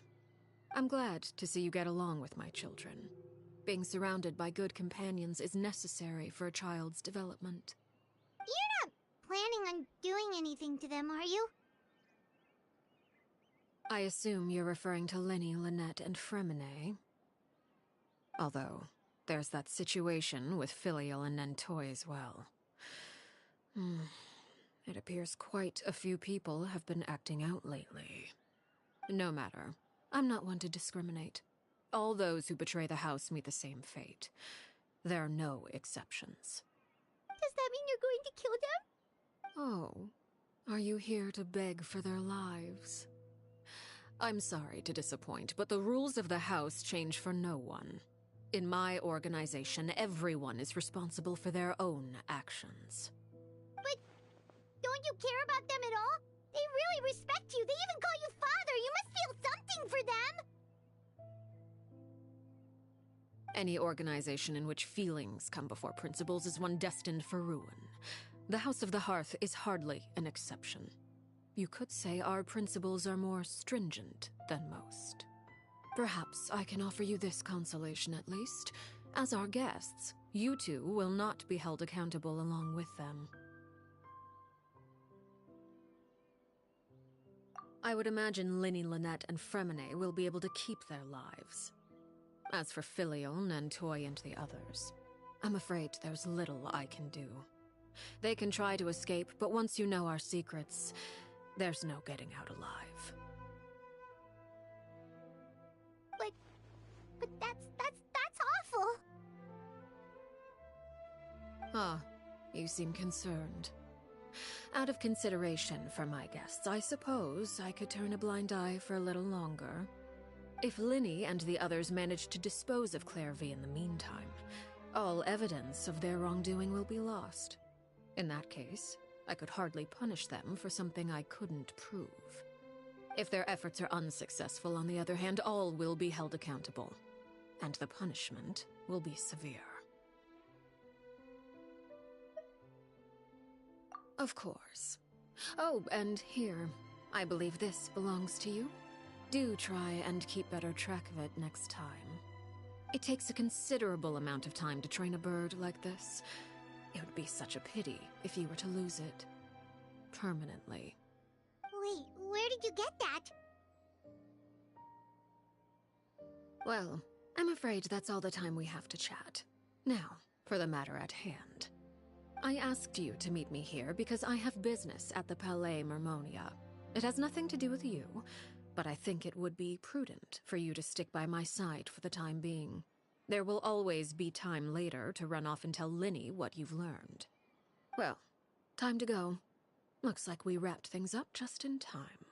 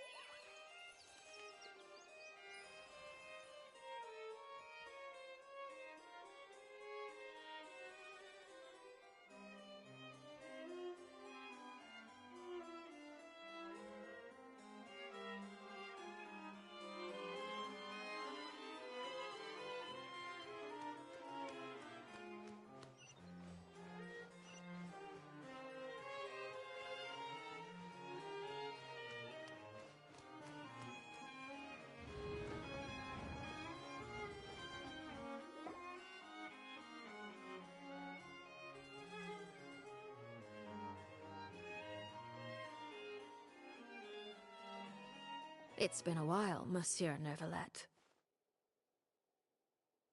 I must say, I wasn't expecting my meeting request to be approved quite so quickly. The Palais Mermonia operates with an efficiency worthy of admiration. It is only right that an esteemed diplomat such as yourself should be afforded the proper level of respect. Although, if I may speak plainly, I must confess that I did not anticipate we would have the occasion to meet again after presenting you with the Gnosis. I see you brought the Traveler and Paimon with you as well. If I may inquire as to the purpose of your visit. I'll be departing Fontaine shortly. There is, however, an outstanding matter that I would like to see resolved before I go. It requires a rather lengthy explanation, I'm afraid.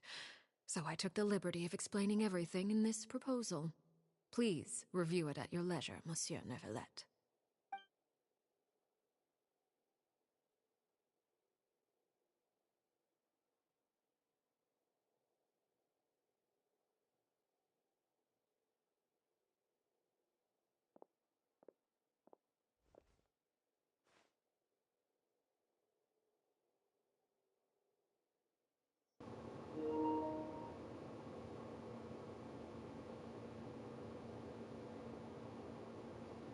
When you're talking the whole time and didn't I realize. understand your request. However, at the risk of causing offense, I must admit that I fail to see why you would wish for such a thing. I heard you have a certain fondness for water tasting, Monsieur Neuvillette. So allow me to use water as an analogy. A family is like a large body of water with countless rivers flowing in and out. As someone who watches over this system, I would hope that each river that flows from the source will eventually reach the ocean. Of course, objectively speaking, I know this is impossible. Most of the rivers will dry up along the way, disappearing into the ground and leaving nothing but a barren riverbed behind. Not all rivers are destined to reach the ocean, but I would not see their existence rendered meaningless. I believe the water that flows within them is simply meant for a different destination, like a field in need of irrigation. Or perhaps the glass of a certain water-tasting enthusiast. Did you get any of that, Traveler? Your words paint an optimistic picture indeed. Allow me to remind you, however, few among us are willing to sit on a glass filled with tainted water. It may have been tainted at one point in I'll make sure it's drained of all impurities and returned to its cleanest form.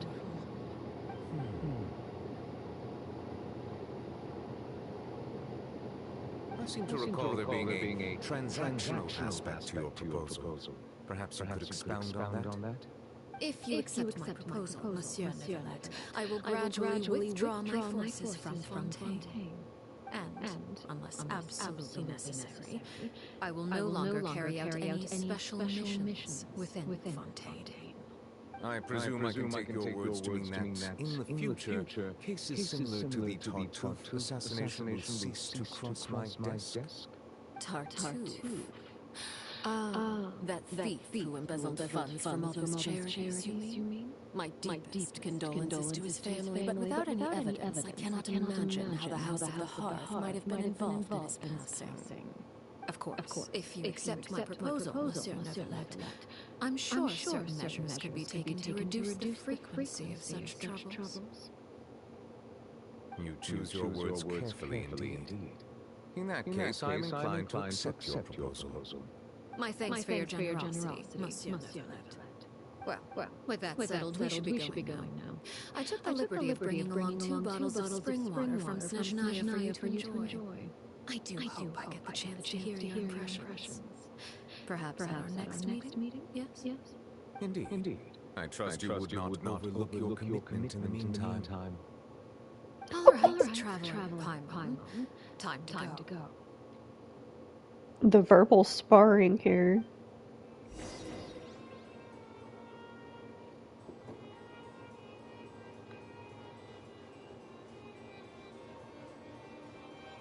Bye, Nervalette.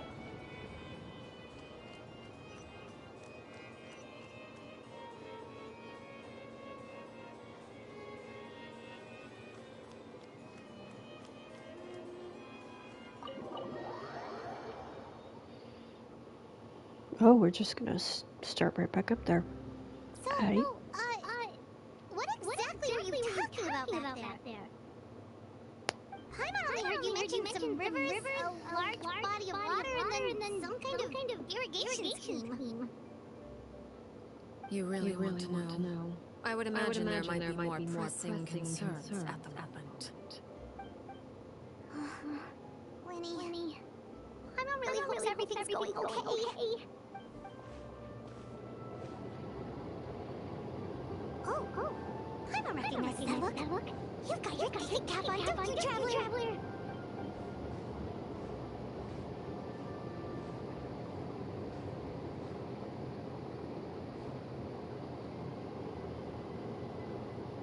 Mm-hmm.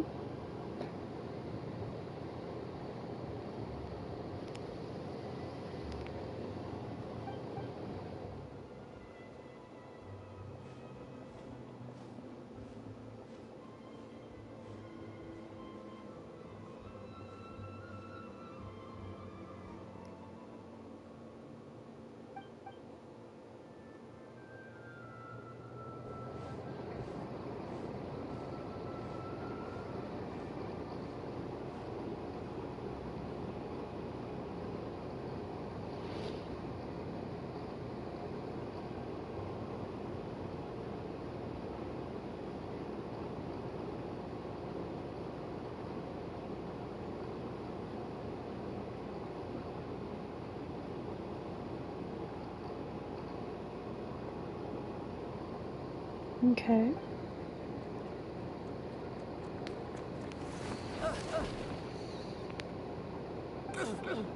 Oh, shoot.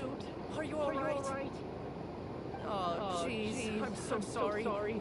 I was so focused on selling these papers. Well, let me make it up to you at least. Here, take this paper. On the house.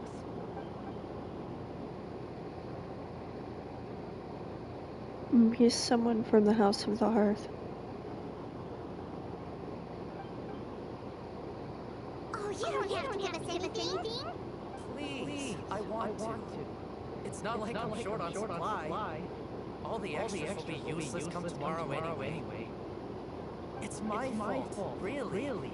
I was just trying to bring home some extra more for the family, but I bit off more than I can chew. I haven't had many takers today, so I'm still swimming in papers. What's going on here? Nothing much. I just He dyed ran his into hair. a friend here on accident. I should probably get going, actually, so... Hold on. Of course, I'm happy to compensate you with Mora. It's just... I don't have any on me at the moment. I'll take three papers. Here. You are paid. Oh! Thank you for your patronage. May the Archons bless you with good fortune. If only I had the chance to run into such generous customers every day. I should probably just take on a smaller inventory, though, right? I'm getting married soon, so sometimes it's hard to not get ahead of myself. Anyway, I should head out. Goodbye! Well, now that my affairs are settled, we should take the boat back to Poisson. We've even acquired some light reading to enjoy along the way. Actually, why don't we stick around for a little longer? Paimon just realized how hungry she is. She can't head back to Poisson on an empty stomach.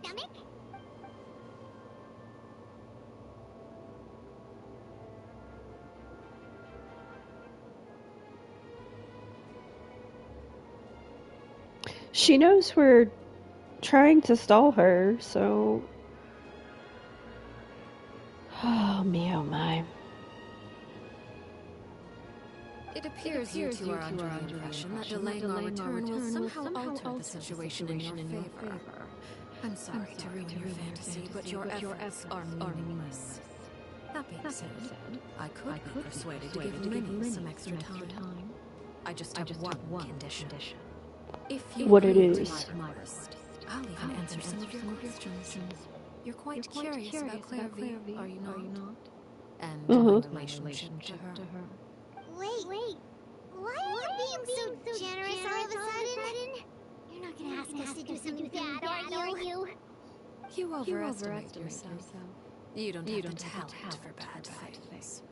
Then what do you possibly... Thank you. The most important consideration in a negotiation is that both sides receive something they want. Demands and threats only get you so far. She is correct. Wonderful. Here it is. When the time comes, make the choice that you deem most appropriate in the situation, and lend your help to the House of the Hearth. Okay. Sounds normal enough. But what do you mean when the time comes? When is that supposed to be?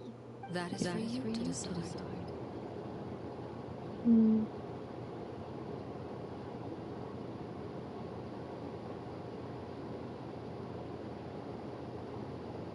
Then we have a deal. Follow me.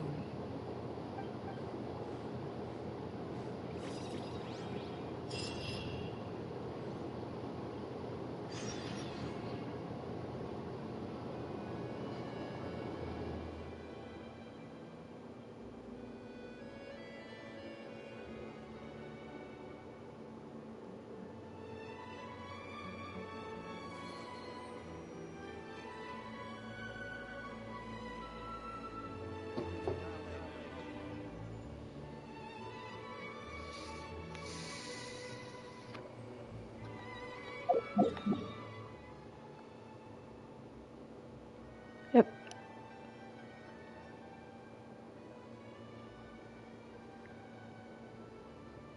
There.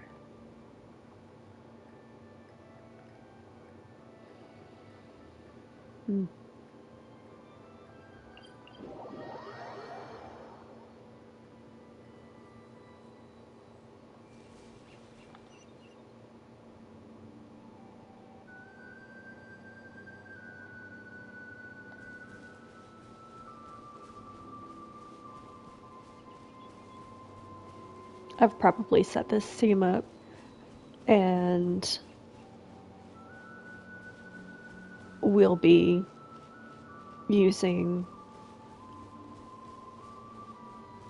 Fermine, Lenny, Hydro Traveler, and Lynette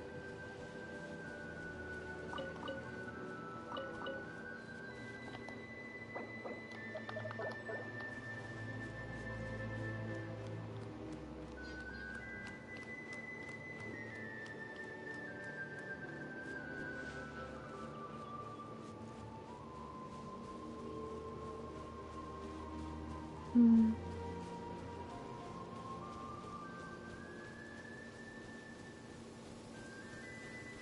Did you know that the sound of thunder is the prelude to new life? Soon, this land will be brimming with vitality.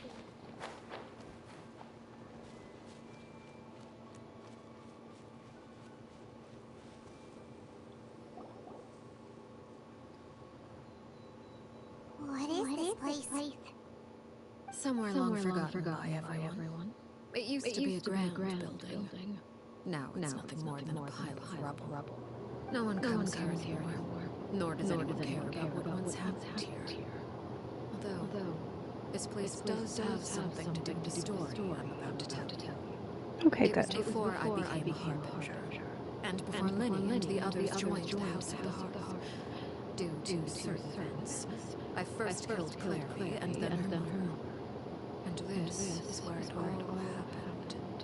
You were the one that killed Clary? Patience now. Allow me to explain Clary's side of the story first. I'll start from the beginning. Clary was 6 years old when she was brought by her mother, Crucibina, to live in the House of the Hearth. From the outside, it seemed like a fairy tale. A thriving family made up of kind adults and friendly children. Crucibina was the knave at that time, and the House of the Hearth was under her control.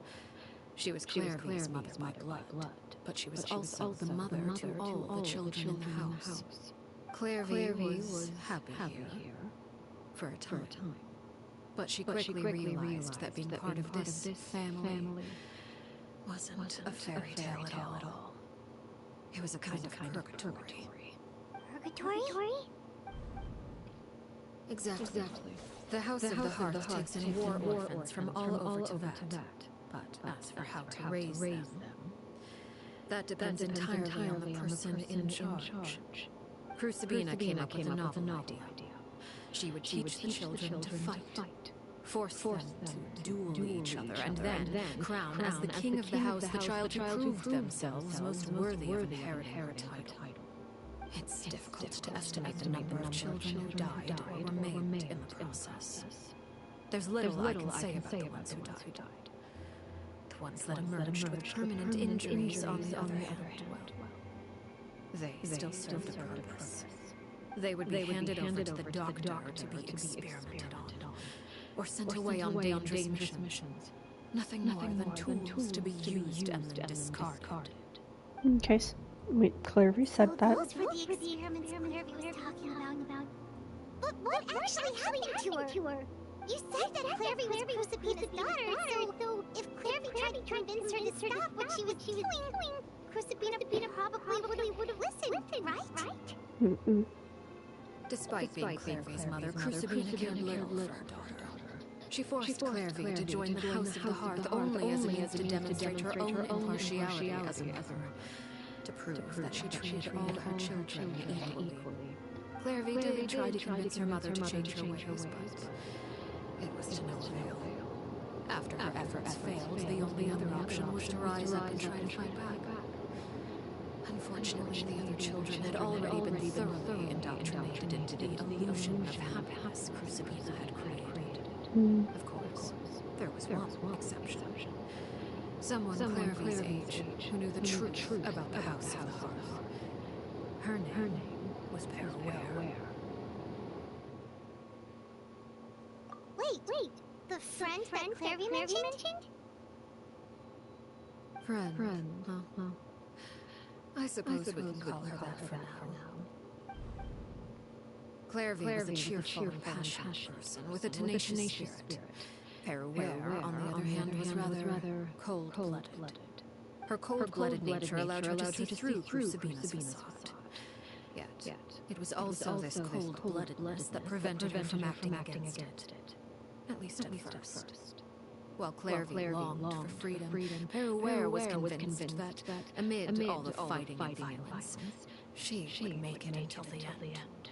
Despite their differences, the two became fast friends, united by their knowledge of the truth. Clairvy told Peruere that she hoped to create a real family, where no one would be killed or sacrificed. There may have been a certain naivete to her ideas, but Clairvy proved her determination many times over. She tried countless times to run away, ask for help, or expose the truth. But her efforts only earned her beating after beating. The only thing that kept her going was her strength of will. Even with her body racked with pain, she would still stand on her tiptoes and open the window at night. She and Peruere would look out at the moon together. A fierce longing for freedom shining in her eyes. But one day that light simply vanished. Oh no. What happened? Her hopelessness resulted from a combination of things. 10 years had passed. 10 years worth of failure after failure. She and Peruere weren't children anymore, but finding any chance to escape still seemed as hopeless as ever.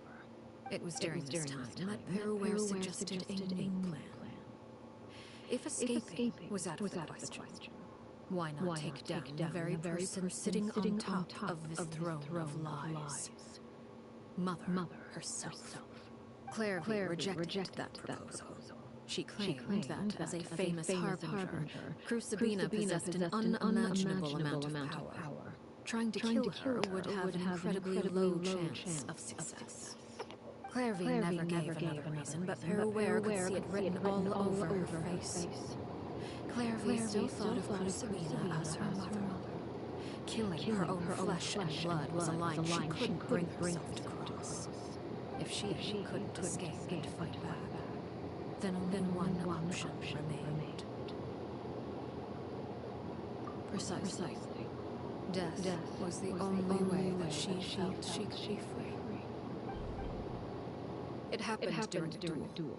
When she arrived at the dueling ring that day, her partner turned out to be none other than Peruere. The very person that had stood by her side all those years. It was a fierce battle. But ultimately, Clairvy decided to let Peruere end her life. From that moment on, Peruere's journey was one written in flames. When the rain finally came and washed it all away, there she stood, the sole victor in Mother's endless game of slaughter. A trail of corpses strewn across her path to success. It was the very result she had predicted 10 years prior. Even then, she believed she would make it until the end. She wasn't surprised by the fact that she emerged as Mother's undisputed heir. Rather, her success left her with an inexplicable sense of restlessness. She was unsettled. And there was only one thing that could quell that sensation. Perhaps you two would like to take a guess as to what it was. Revenge. Crucibina, you mean? But... Correct. This is the place where Peruere killed her best friend. A mere year later, this is also the place where she fought tooth and nail to kill the mother they shared. The moment she acted, any conception of what was right or wrong ceased to matter.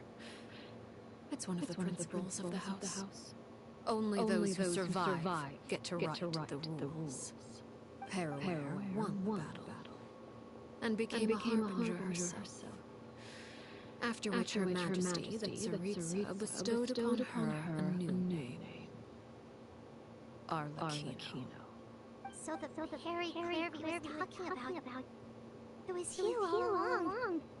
You're Peruere. Arlecchino is just a name you got later.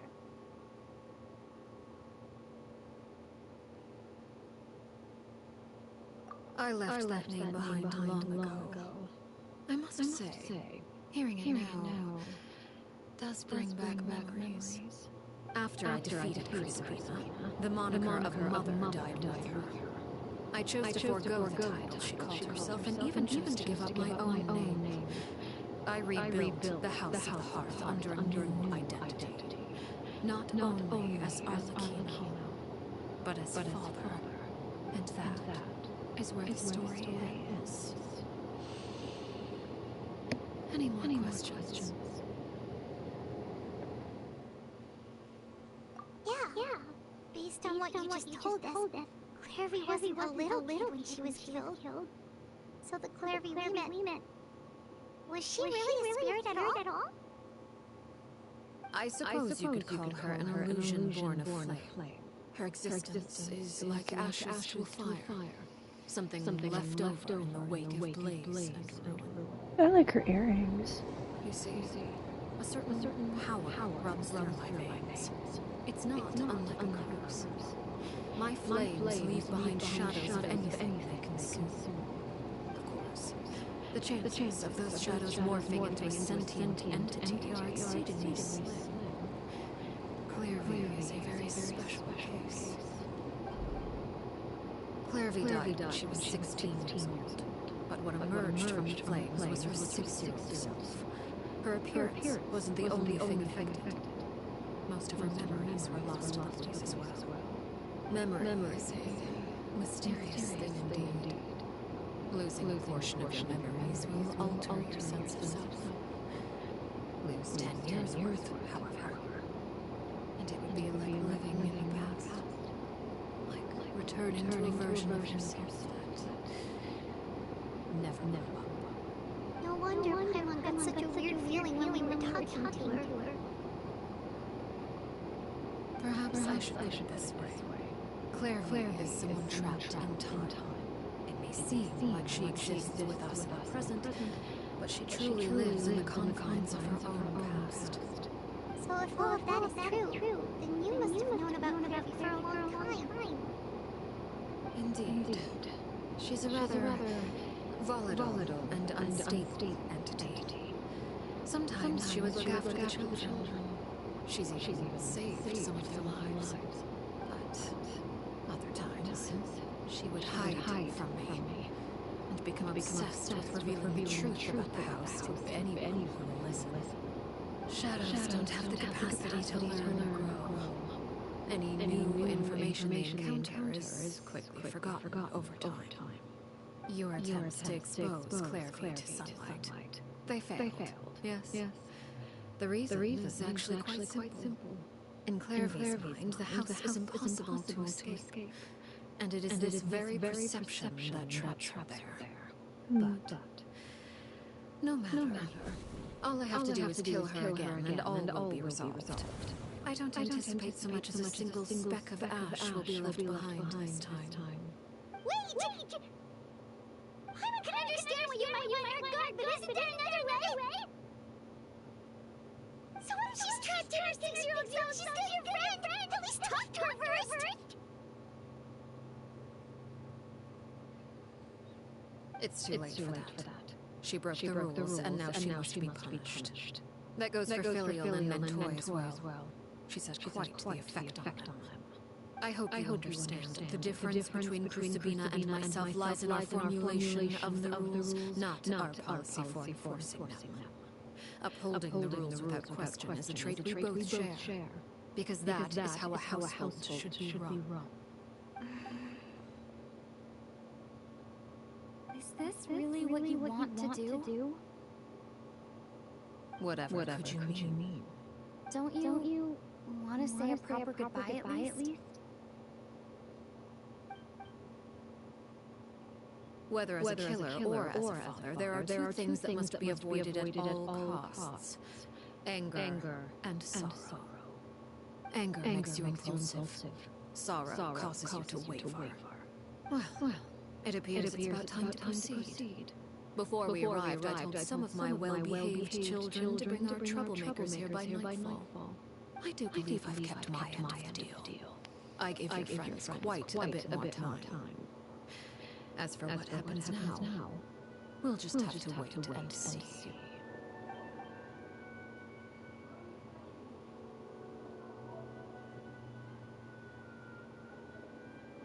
Here they are, Father. Oh, you're gonna execute him? Seeing something like that would actually be a first for me. Lenny!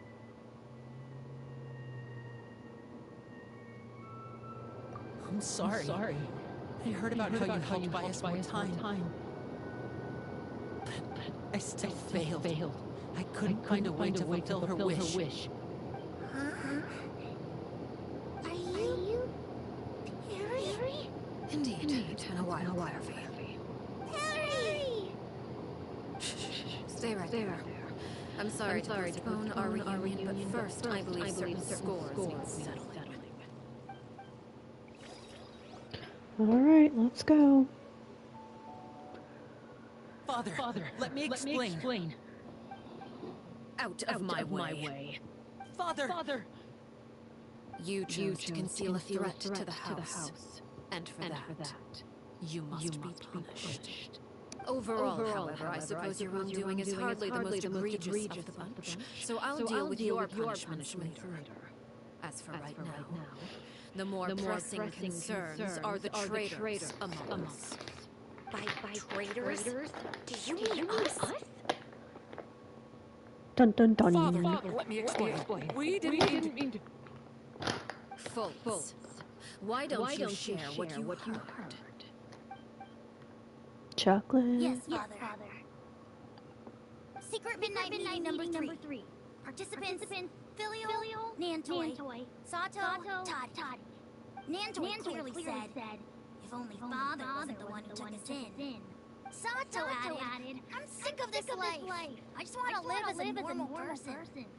Filial was the worst of them all. She called us crazy and said a bunch of mean things about Father. I did not! You're lying. Fultz is trying to frame us. It's not like I'm the only one who heard those things. After that, you and Toddy and a bunch of other people started talking about Clairvy. You were using all those things Clairvy brought up as an excuse to question Father. We're birds locked in a cage. The only way out is to destroy it. That's what you said, wasn't it? You little. You just want me gone, don't you? What did I ever do to you, huh? And you, Sheplo, have you forgotten who stood by your sickbed, watched over you, and changed your dressing? Come on, let's hear it then. What's your reason for all this?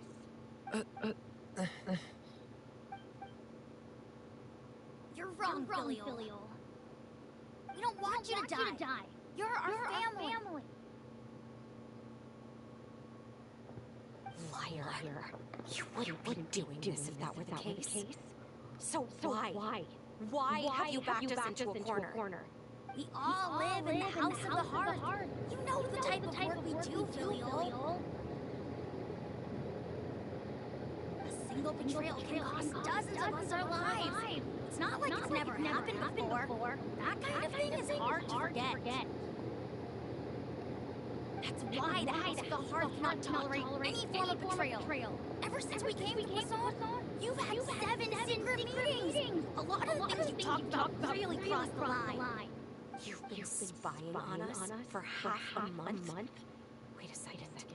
Now that I think about it, the move to Poisson was just a way to make it easier to spy on us, wasn't it? Because we were all in one place. You've had this planned all along. Filial, Nantoy, I'm sorry. I owe you both my life. I owe Clairvy too. If it weren't for all your help after I got poisoned, I wouldn't be standing here today. If this were any other situation, I would do anything to repay that kindness. Even if it cost me my life. But rules are rules. I'm sorry. My hands are tied. Why? That's enough, Filial.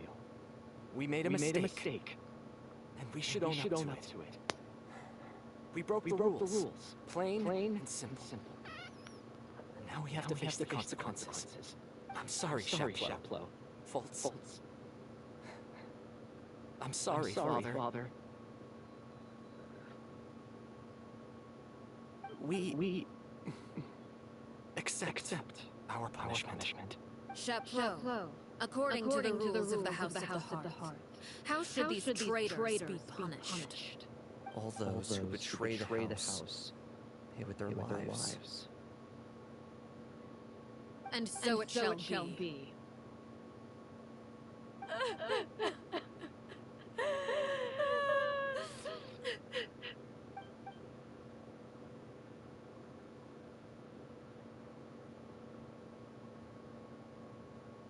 Father, please wait. Something you want to say, Linny. Please reconsider, Father. What Filial and the others did. Does it really count as betrayal? We all come from broken families. From the very first day we joined the House of the Hearth, we wanted nothing more than to make it a real home. But the truth is, none of us know what a real home should look like. I'm not saying I have all the answers. All I know is this. Killing Filial and the others may uphold the rules, but doing so will only bring us further away from being a real family than we've ever been. So please, Father, please reconsider. I agree with you. Father, please. Linny, you... I also agree with Linny.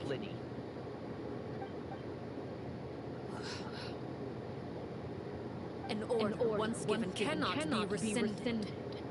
However, given the extent of your determination, I suppose we shall have to go about this a different way. Draw your weapons and face me. Our weapons? Father, are you referring to a duel? Precisely. The rules of the house will not be altered. Traitors must be punished. However, resolving disputes with a duel is also one of our rules, one that also applies to me. Demonstrate a sufficient showing of strength, and I shall offer a concession. Wait. Bead. Father, duel? Impossible. Father is way too strong, even for Linny.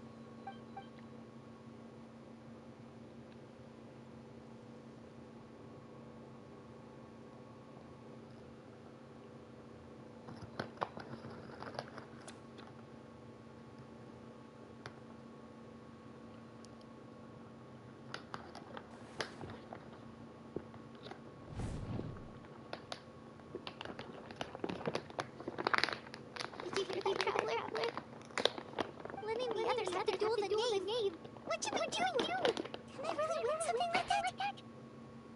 If they lose, those people from the house are really going to be executed. Hey, are you listening?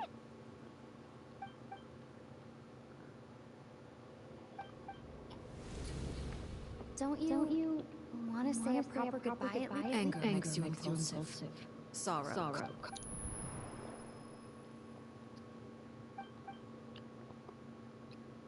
Oh, looking at that expression on her face, she seems really serious about this. Guess that means there's no chance she's throwing the duel on purpose, huh? When guests are around, families are often on their best behavior. When the time comes, make the choice that you deem most appropriate in the situation, and lend your help to... What's wrong? Traveler? Hey, where are you going? Traveler? You're asking to join the duel against the knave? I'll allow it. We do have a ready-made dueling ring at our disposal, after all. All I would advise is this. Keep a firm grasp on your weapon, and give it all. Any less. And you just lose your life. Let's go!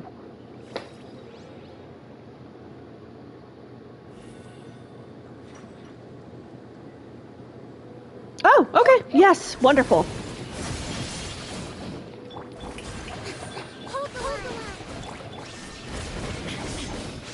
Is it my time now?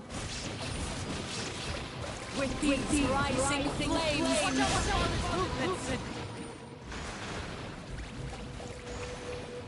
Is it my time now?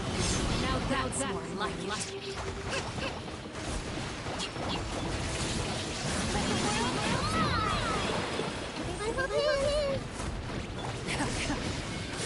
Hang in there. With the fall of darkness, destruction shall rise. taste of her.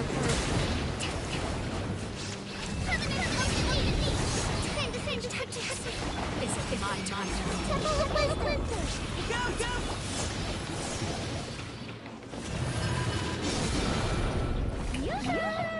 With these rising flames.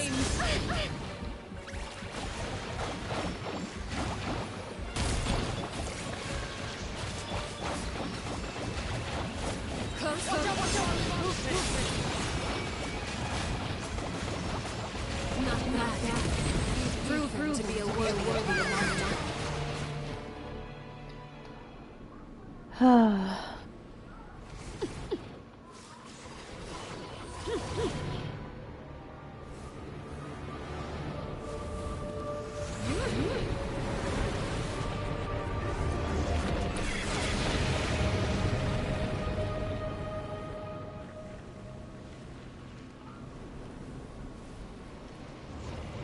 I need that as the skin.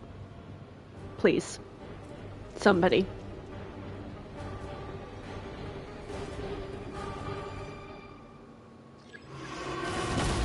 Ooh.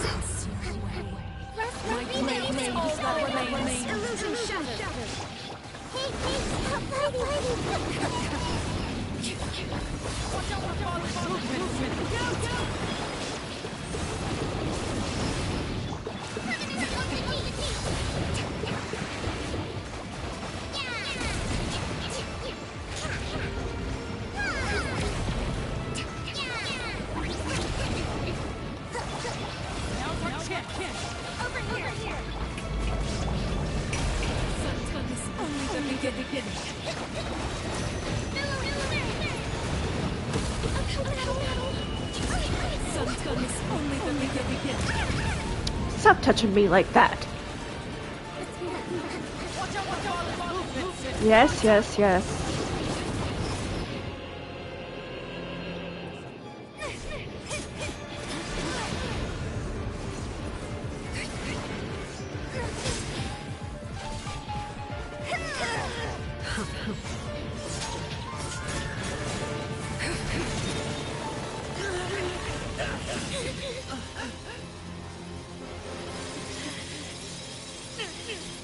You should know better than to crowd the wrong place.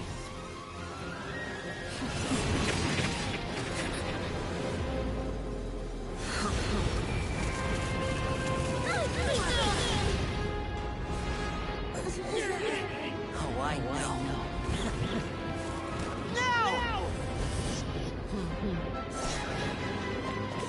I'm sorry,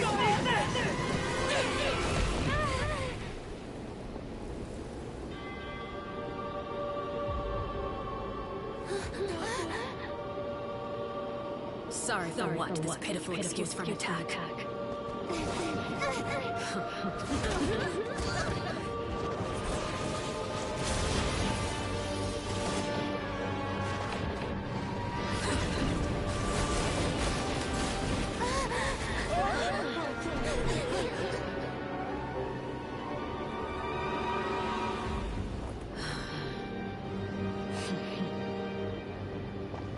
Gosh, I want this as a skin so bad! Father, no!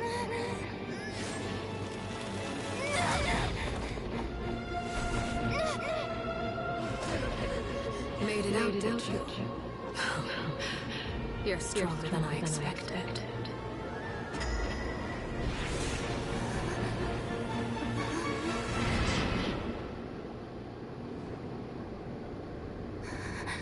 Crimson Moon.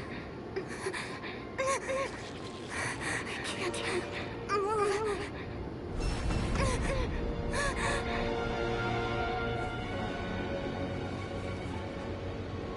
Need skin.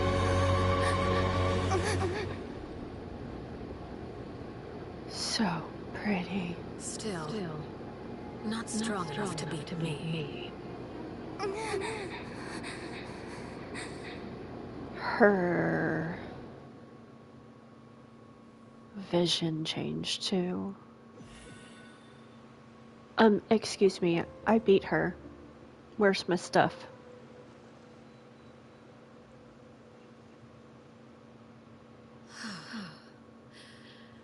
I believe we can end things here. It's not often that we get to enjoy the company of guests, after all. We wouldn't want things to get too out of hand. Brother, are you all right? Linny. Given that I am the victor of this duel, as agreed, the punishment stands. No! I never thought things would end like this. However, everyone involved in the duel demonstrated a remarkable level of strength and determination. In light of this, I'm prepared to change the method of execution. Elwar, the bottled flames I gave you for safekeeping. Do you still have them? Yes? I wasn't sure what they were for, but I kept them super safe. I didn't lose a single one. Wonderful. Then, in just a moment, I'll have you administer them. Bottled flames? Indeed. They're the product of a secret experiment.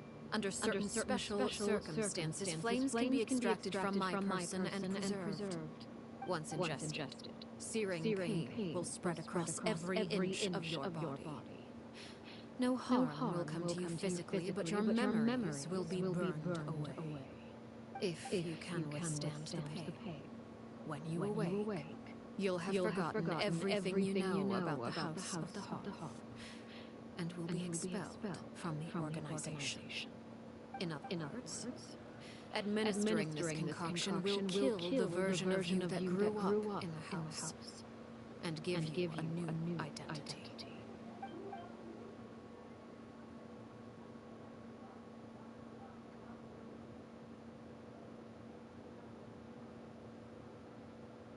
Oh, okay.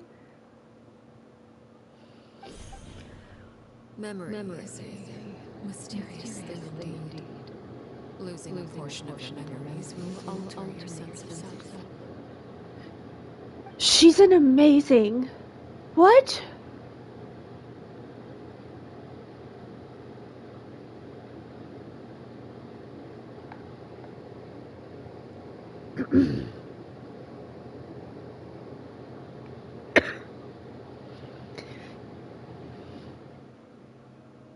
We've all been like real mad at her this whole time, and she's just, awesome.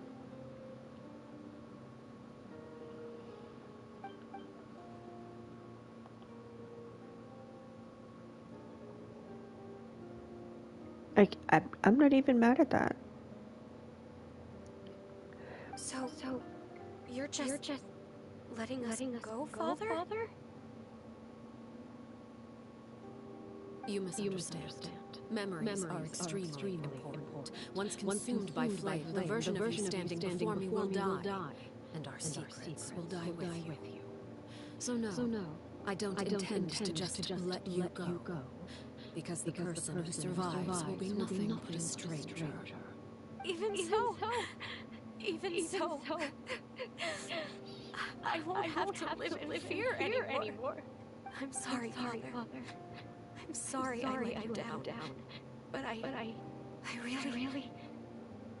Don't cry, Filial. You haven't left the house yet, so there are still rules to be followed, yes. Remember what I taught you. Anger makes you impulsive, sorrow causes you to waver. Don't let yourself be controlled by your emotions. Of course. I'll remember.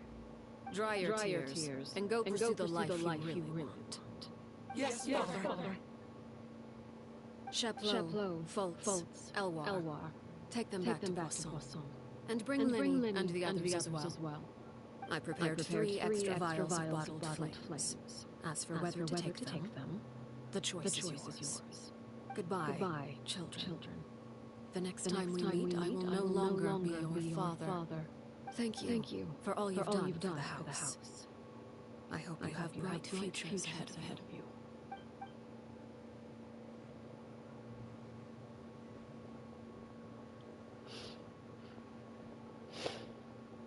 Father.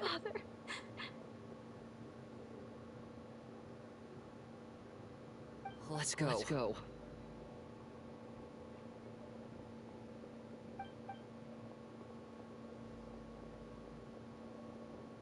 Here. Grab my arm, Linny. I'll help you walk back.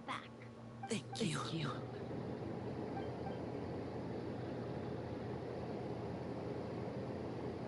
Claire.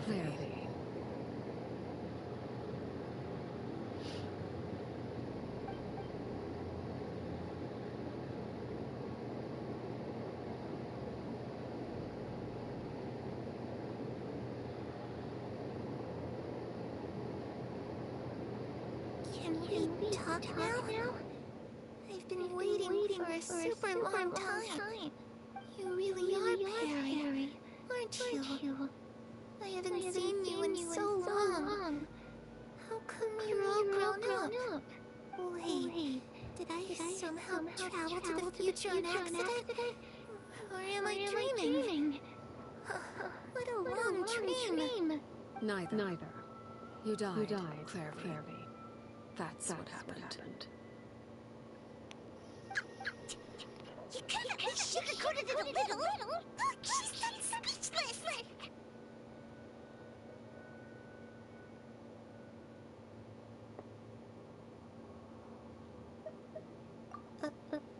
Oh. Okay then. Huh? That's it? You accepted it just like that? Yep. If that's what Perry says happened, then I believe her. Perry wouldn't lie to me. Plus, I don't really need to know why I'm like this. I'm more curious about what happens in the future. If you're a harbinger now, Perry, that means Mother is gone, isn't she? Can you tell me about it? I want to know what happened to her. And to me. You never stopped trying to defy fate.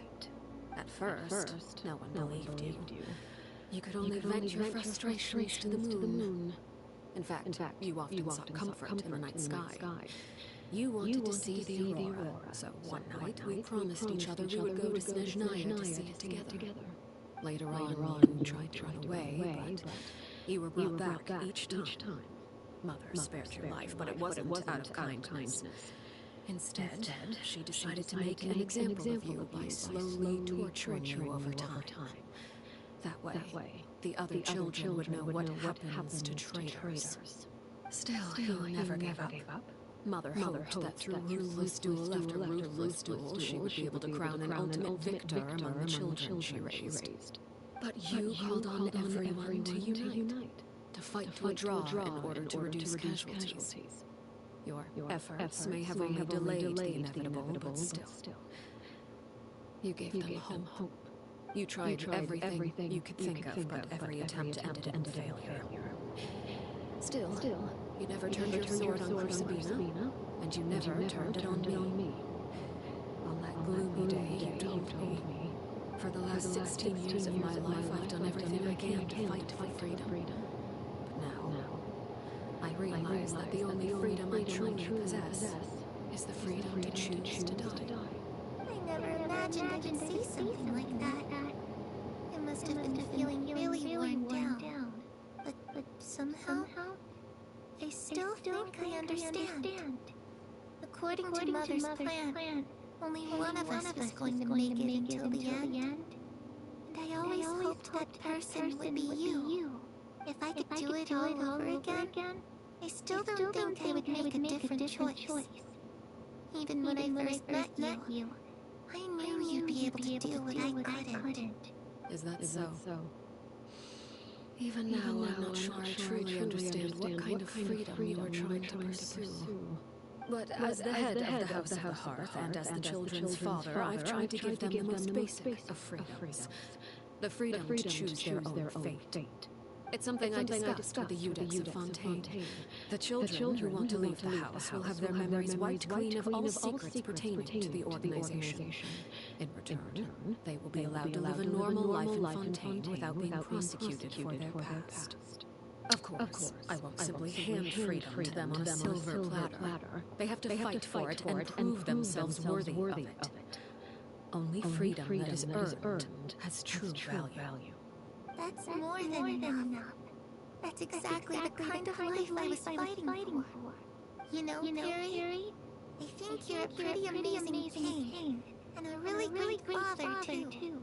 I'm really happy that you're the one who took over the house. I guess I do have one regret, though. I still haven't seen the outside world.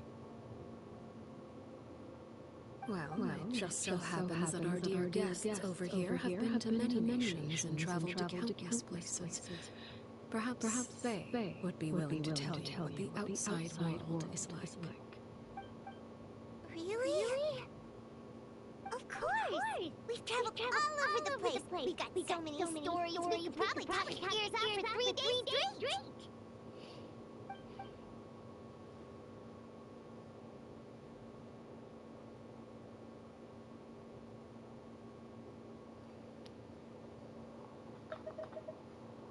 I was always too afraid to skip Mother's fighting lessons. But at the academia, I bet you could do all sorts of secret things in class. Things that have nothing to do with studying. I'm just kidding.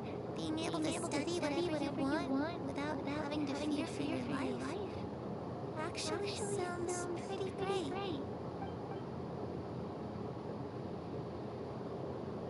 You know, I used to dream of being a bard.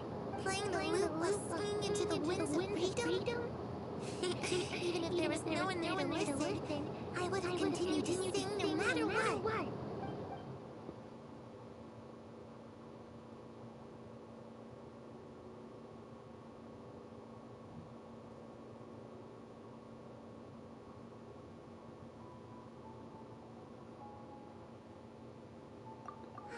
That's where Mora comes from. I never knew that before. If I had some Mora, I would buy 3 new dresses. One for me, one for Perry, and one for Mother. It's just too bad Perry doesn't like wearing dresses. And Mother? She probably wouldn't accept something like that either. I guess I just have to keep them all for me then. I could wear a different one every day. Those yokai you mentioned, what do they look like? I once saw a drawing of this one guy with horns on his head and a super scary face. Are there any yokai like that? Oh, sounds like you're talking about Oni. Yep, we met one and let Primo tell you. They're not nearly as scary. Ito. The situation was super dangerous. Linnea and Linnea were accused of committing a crime, and they were going to have to stand trial at the Opera Epicles. Oh no, that must have been hard for all of you. What happened next? Don't worry, we were able to turn the situation around super quickly. Thanks to Detective Primo, of course. How'd you do that? Come on, tell me. Okay, so it was like this. After the failed magic show, we rushed to the scene and...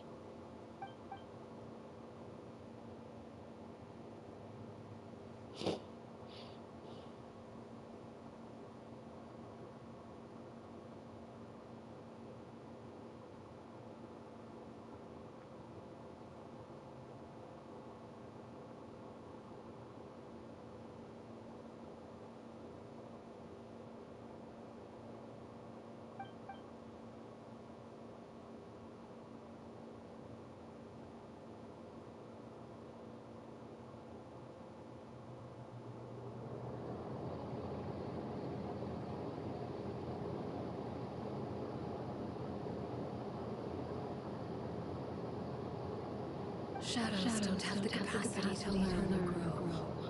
Any new information they encounter is quickly forgotten over time.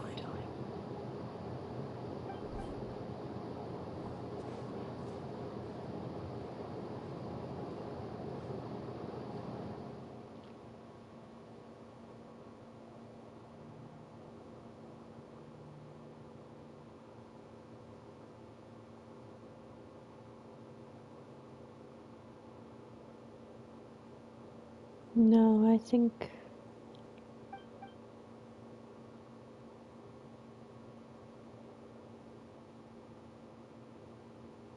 Arlecchino is going to Grant her rest.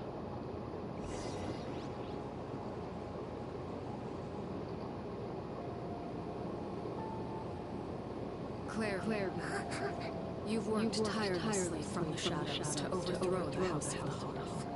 Now, by my authority as the knave, I shall announce how this matter ends. You are hereby expelled from the House of the Hearth. You are no longer tied to this place, nor are you bound by its rules. You're saying that I can finally leave? To experience the outside world as well? Oh, I almost forgot. There's no getting older for me. Still, seeing who you grew up to be makes me really happy, Heroine. Take care of yourself. Goodbye. May we meet again someday.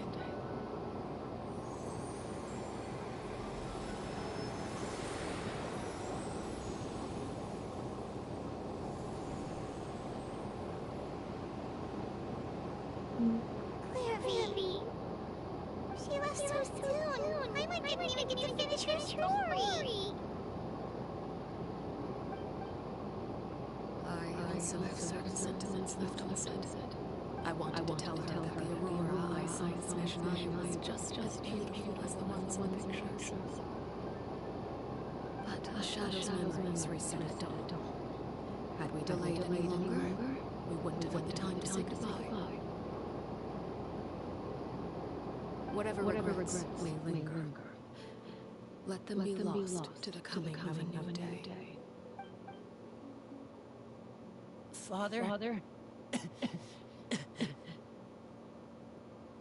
It's Linnea! Hey, Linnea!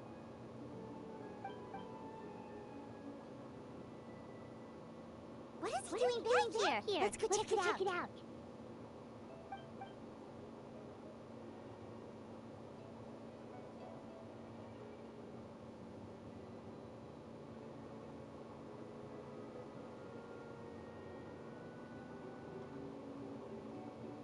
Father, the bottled flames have been administered.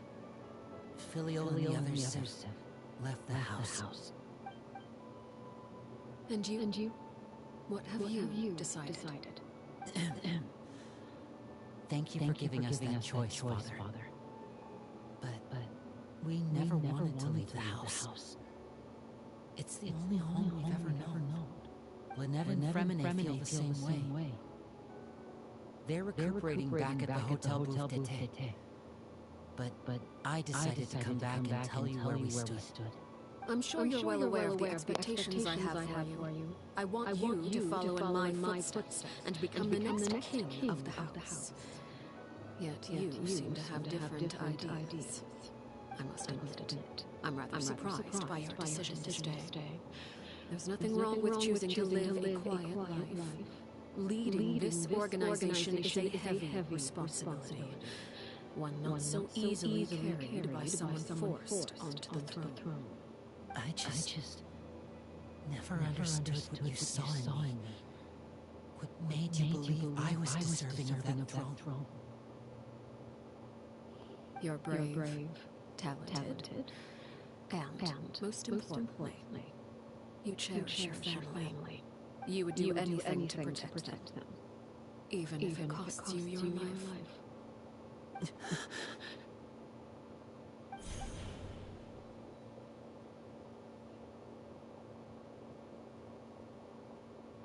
Speaking up back then was so brave of you, Linnea. It's all thanks to you that we were able to convince Father to back down. You're a hero, Linnea. Hero. Father is the real hero. Had Father gone all out during the duel, there's no way I would have walked away with my life. She must have had it all planned from the beginning. From the very moment she suggested to I'm not deserving of that title. I'm not strong enough or smart enough. You're wrong. In my opinion, all you need to be deserving of the throne is conviction and the necessary strength to act on it. We may have different ideas of what it means to be a family, but you can hardly be said to lack conviction. What you truly lack is strength. For someone of your talent, though, that's something that will come with time. Even without that strength, you still chose to face me in a duel, even though the odds were stacked against you. That capacity to honor your convictions is what I truly see in you. Father. No one knows what the future holds, what tragedy or triumph may be in store. Being at the head of this organization requires the strength of will to face whatever comes. Caution will only hold you back. If reaching a certain standard were required to go after what you want, I would never have succeeded in killing my predecessor. Back then, there was still a considerable gap between our abilities. Strength may decide the ultimate victor, but those who let a lack of strength dictate their decisions or undermine their convictions will never be worthy of the throne. I understand, Father. Thank you. Children must grow up to surpass their parents. Only then can a family continue to flourish. The road ahead is not an easy one, so I'll ask you one last time. Are you certain you want to stay? You've done so much for me, Father, and that kindness must be repaid. Plus, with Project Stooja at hand, there are many dangers ahead, and I, for one, don't intend to back down. Protecting my family at all costs. That's my conviction. Then you're welcome to stay. As for Project Stooja, you need not be too concerned. If those cowardly businessmen and heartless dignitaries try to take us down, I'm prepared to teach them a lesson. Having members who longed for the light was our organization's last weakness. With those members no longer among our ranks, the House of the Hearth is like a spider hiding in the shadows. We need only wait for our prey to come to us. At present, our imperative is to use their plan to our advantage. In doing so, a crimson moon shall rise amid the frigid blizzards of winter. No demonstration of loyalty shall go unrewarded, and no sacrifice shall be in vain. As for the two of you, whether we meet again as friend or foe, I'll remember the camaraderie we shared in this moment. No matter how arduous the journey ahead, I hope we both reach our desired destination.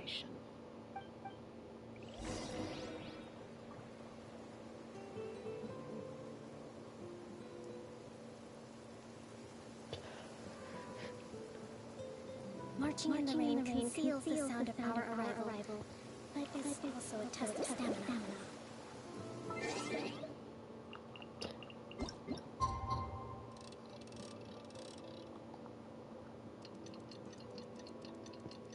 I did not plan for this to be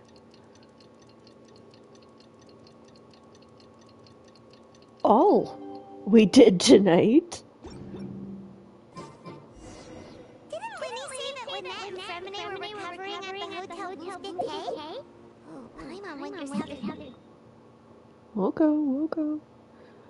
Let's go heal up and run over there.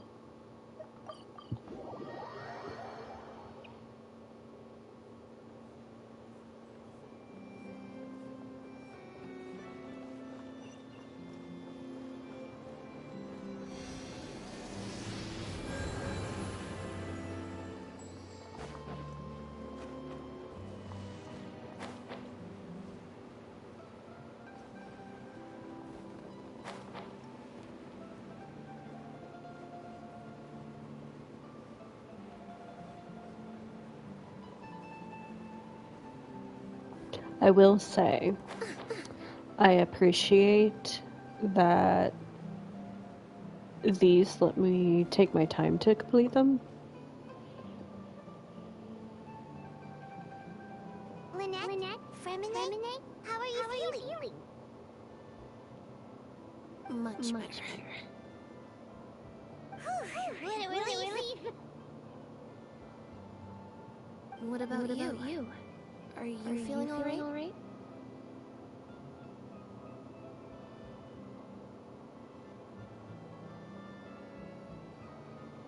I knew you'd come out unscathed.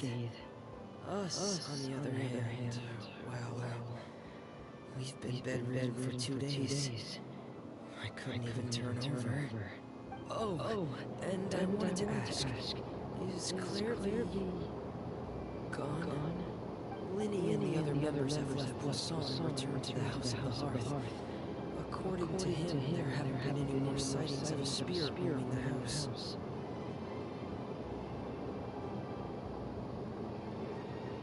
I see. I'm glad.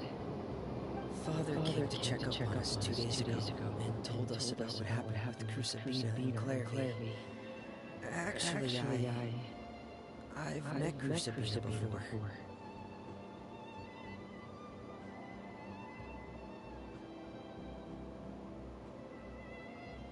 Wait, what? You've met the former ruler? Crucibina died a year after Clairvy.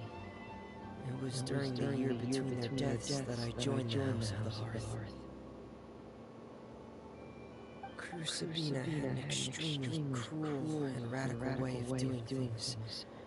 While she was alive, the atmosphere in the house was suffocating. When I joined, though, the experiment she valued so much had already come to an end, and all the people involved, dead and injured alike, were gone. Crucibina never talked about the past with us newcomers. Hydration. A couple of months after I joined, Father killed Crucibina and burned all her files.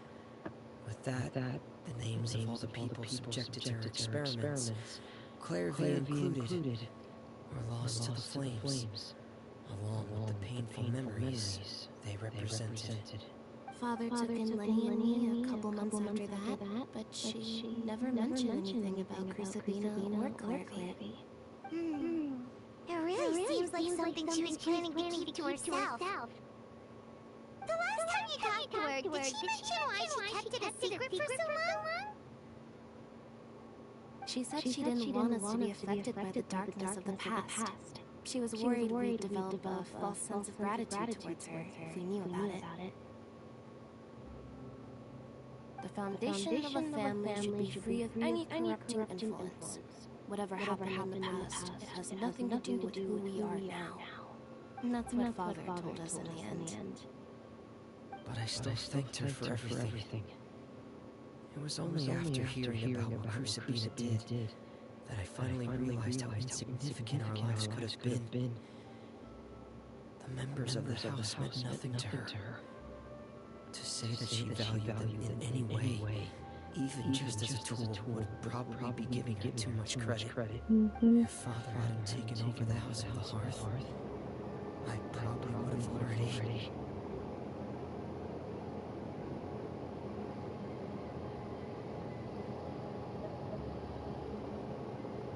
Father rarely brings up the fact that she saved us.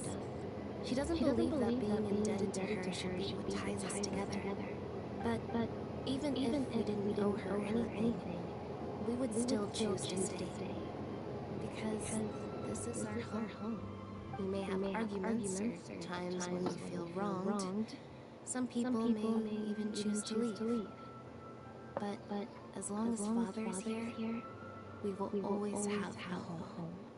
Whether the path before us is bathed in sunlight or shrouded in shadow, we'll follow Father wherever she chooses to go. So I wanted to say thank you for helping us make it through this crisis. Without your help, we could have lost a lot more along the way. Oh, we didn't do anything, really.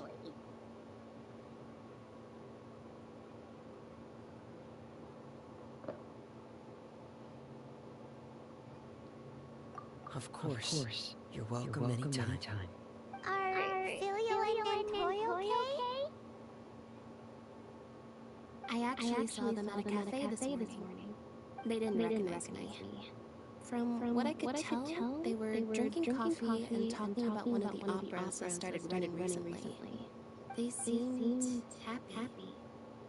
If I had to take a guess, I would say they finally found the kind of life they always wished for.